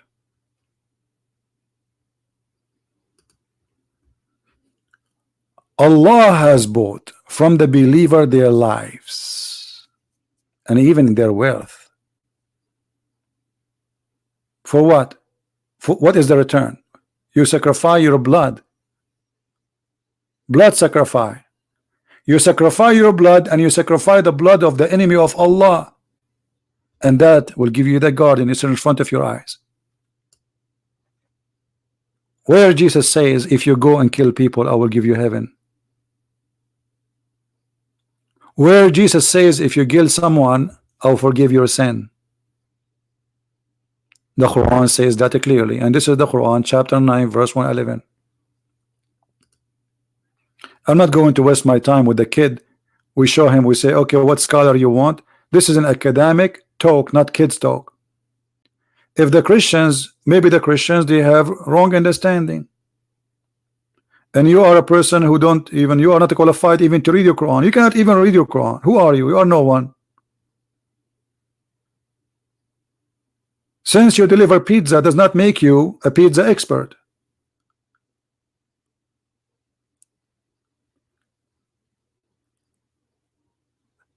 We show them a verse from the Quran and we say, okay, let us see how Muslims understood this verse, not how Christians, not how we understand the verse. They don't want to do that.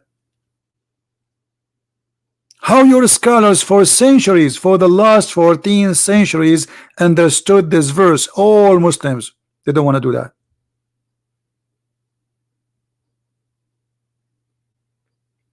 So it is you who do blood sacrifice. And by the way, I don't want to forget the other issue here, that the first one who asked for blood sacrifice is Allah. Anyone knows when? When the first time Allah he asked for a blood sacrifice? Anyone knows? Who remember?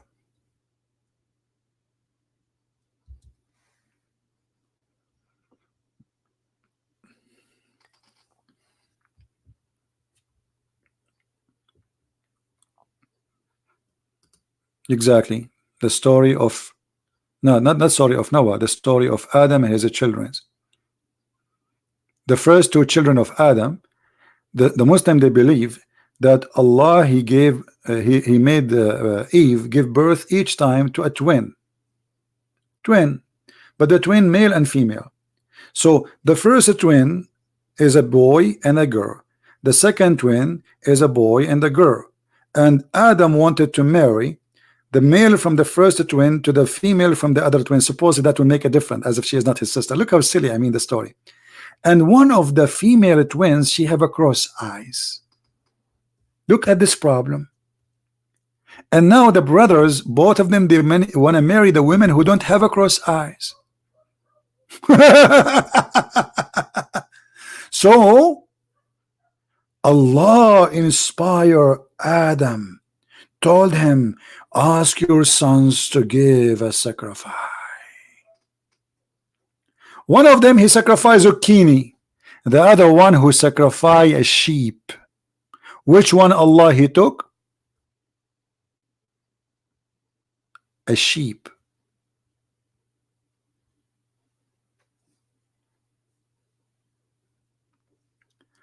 Clearly saying, okay, Muslim, you know, even though it's getting late, but let me give you last spanking before I go. Muslim Abbas, he said this. Let me show. I will put it on the screen. This is what he said. Be my witness. 929 is a clearly saying, pay the tax. There is no fight between the Muslims and the Jews. You are a liar, and you have no dignity. I'm not insulting you, but you have no dignity. Let us see really what the verse is saying.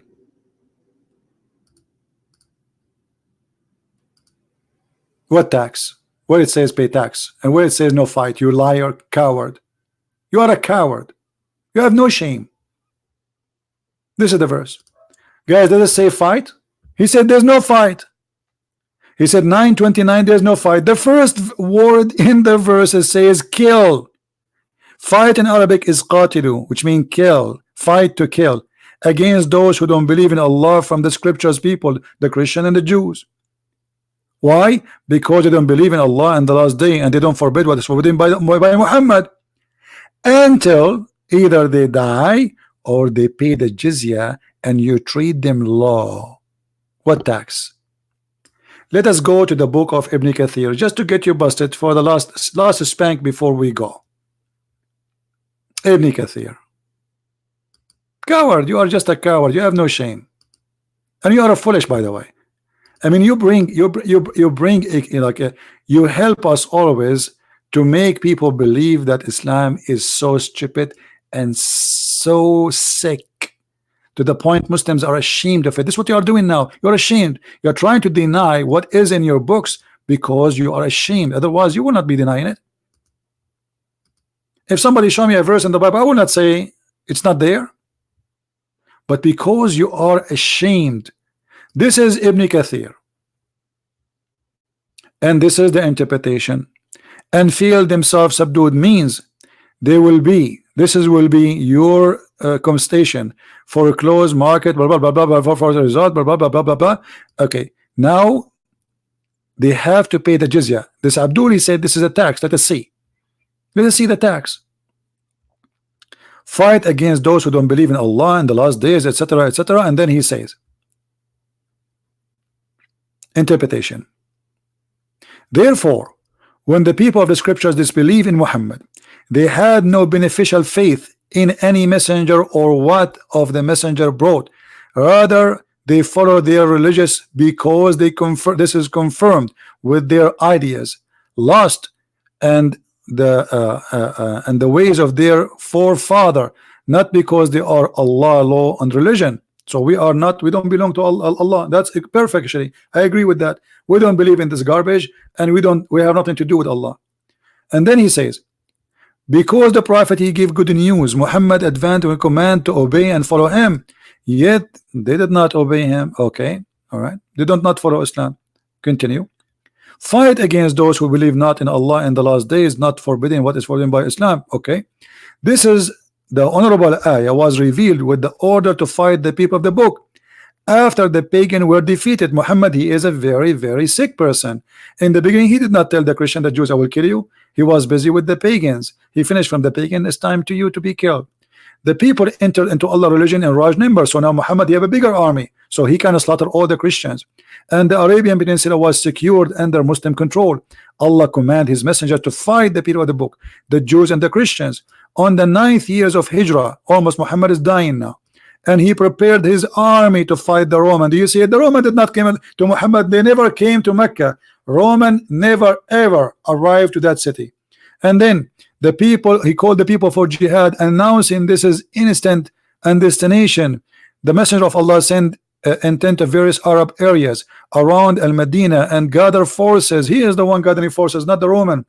And he called collected an army of 30,000, some from Al-Medina and some hypocrites in around it. He is even forcing those who don't believe in Islam, who converted to Islam by force. Anyway, and then he says, look, until they pay the jizya, because they choose not to embrace Islam with willing submission and defeat. This is a jizya as a penalty, with submission and defeat, humiliation. Read carefully. And feel themselves subdued, disgraced, humiliated. Abbas, he told us this is tax. Okay, Abbas, he paid tax in England. I don't know if he paid tax. Most of Muslims don't. But do you pay it with humiliation? Therefore, Muslims are not allowed to honor the people of the Dhimma or elevate them above the Muslims, for they are miserable, disgraced, and humiliated. Why you are lying, Abbas? I will tell you why. You are a Muslim, and what you expect? I'm not really upset from you. I mean, you are just being a perfect Muslim who lied 24 hours, 7 days a week. Even your prophet, he said, you can lie to 3, to your family, your friends, and your enemies. So who's left? You people believe that lying is the style of life. It's a good way to live. You follow a prophet. He said lying is the best way to fix things between people. Is that your scholars, or this is the Christian understanding? The prophet said, don't initiate the salam to the Jews and the Christians. Did this guy, he says to me, brother, and he says peace. We asked him before why. He says, oh, he is speaking here about people who they are arrogant against Islam. Well, how you say to Christian prince peace then? Do you see how stupid? He said that you cannot say peace to those who they are arrogant against Islam. So who is a Christian prince for you? He's not against Islam.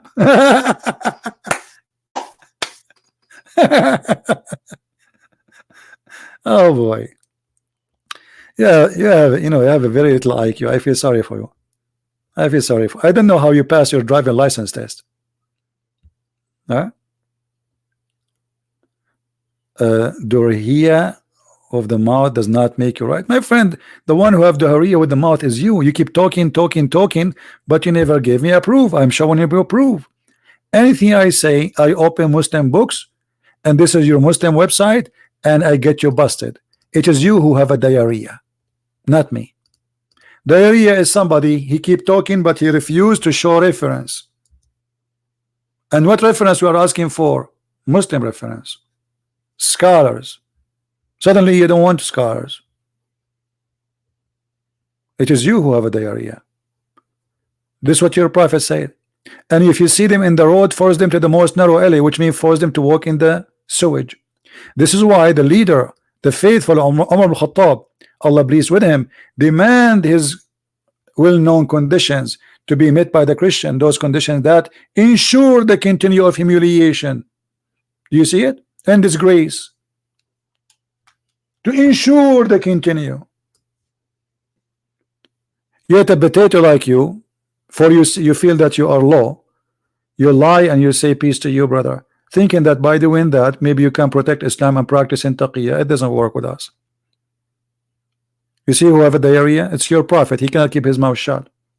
The more he talk, the more he do diarrhea. Here we go, your prophet saying that if you see the Christians in the street, humiliate them, spit in their face. This is your problem. You have a prophet who don't keep talking. I mean, he keep talking and he do diarrhea, and now it's time to get him busted. Islam is dead, my friend. Don't try. Each time people watch my videos, people leave Islam. Go and search what's happening right now in Indonesia. Almost every church in Indonesia speaking about a Christian prince. The video of a Christian prince. Mosque on Indonesia. The Muslims Ustad. My videos are translated to the Indonesian language like fire, and hundreds of thousands of Indonesians watching my videos. And you can guess how many Muslims in Indonesia live in Islam every day watching those videos. Just go, Abbas. You are just. I don't talk to kids. I don't talk to kids. How many of you ask me about the Bible and I get you busted, you idiot? I mean, you are an idiot.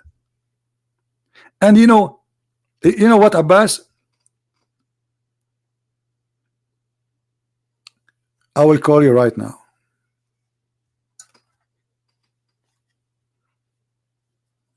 Final spanking.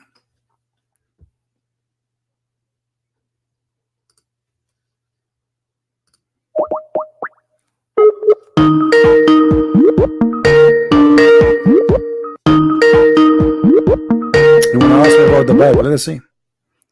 Yeah, Peace to you, brother. Peace to you, yeah. Okay. You want to ask What's me about the your Bible, problem? You Abbas? sing already? You want to ask me about the Bible, Abbas? Yeah, I will call you tomorrow for. Are you with the sure? Bible No, question. now. What? Why tomorrow? Why tomorrow? I just got home. I'm So I'm what if not you get ready. home? So when you are in the road, you say I'm driving. When you are home, I get home. So what we will do? I just Just park get out of here, you idiot! You are just a kid. It's my fault. I'm talking to you. Never call me again. No, don't call me again. Just go out of here. Stupid idiot. What a kid. I feel sorry for your wife. I mean, what kind of woman she marry a man like this? What? There's no men left in this in England. No more. No Muslim men left. From all Pakistan, there's nobody to marry. You act like a man. When he's talking, he say, I cannot answer you, I'm driving. When he's home, I'm home, I cannot answer now. And what? He is the one saying to me, he want to ask me about the Bible. I said, okay, let us call you and ask me about the Bible. Suddenly he don't want to talk about the Bible no more. Get out. I will never even let you call me again. You are just a kid. Anyway, guys, I want to say thank you.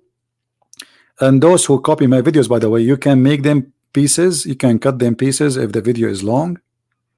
You know, like you can choose the topic. Like, let us say we spoke about the cross. We spoke about contradiction. We spoke about many things. If you want, you can cut the videos into pieces and load it as pieces. All right. I want to say thank you guys for being here. And remember, for those who they are from Germany, my book Sex and Allah is already out in German language, variant number 1 and variant number 2, and very soon Sex and Allah in the Dutch language, in the language of Holland, will be out too. All right, for those who they are interested. Thank you very much for being here. May the Lord bless you. And remember one thing: never hate the Muslims. Like, I get upset, I get angry, you know, but I don't really hate this this guy is a poor guy. But sometimes, I mean, it's too much. I don't know. I cannot live with this stupidity.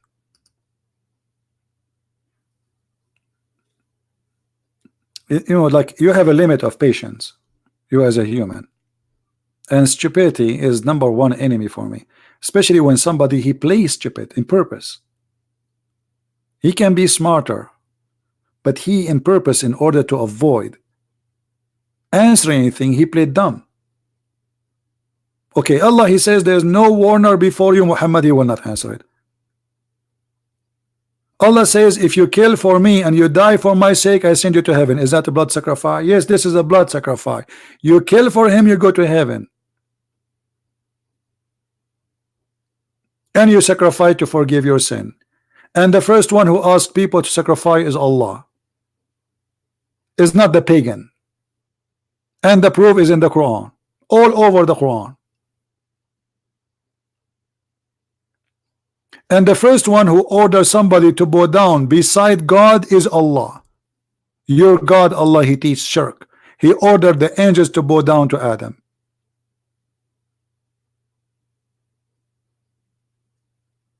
Additional to all stupid teaching, which beyond imagination.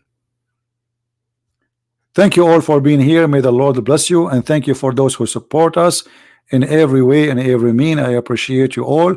I know you do not need my thank for your support. Those who download the videos, those who translate the videos, those who make donations, I really appreciate all of you. May the Lord bless you, and until we see you soon again, Christ is Lord, Islam is false. Thank you very much. Take care.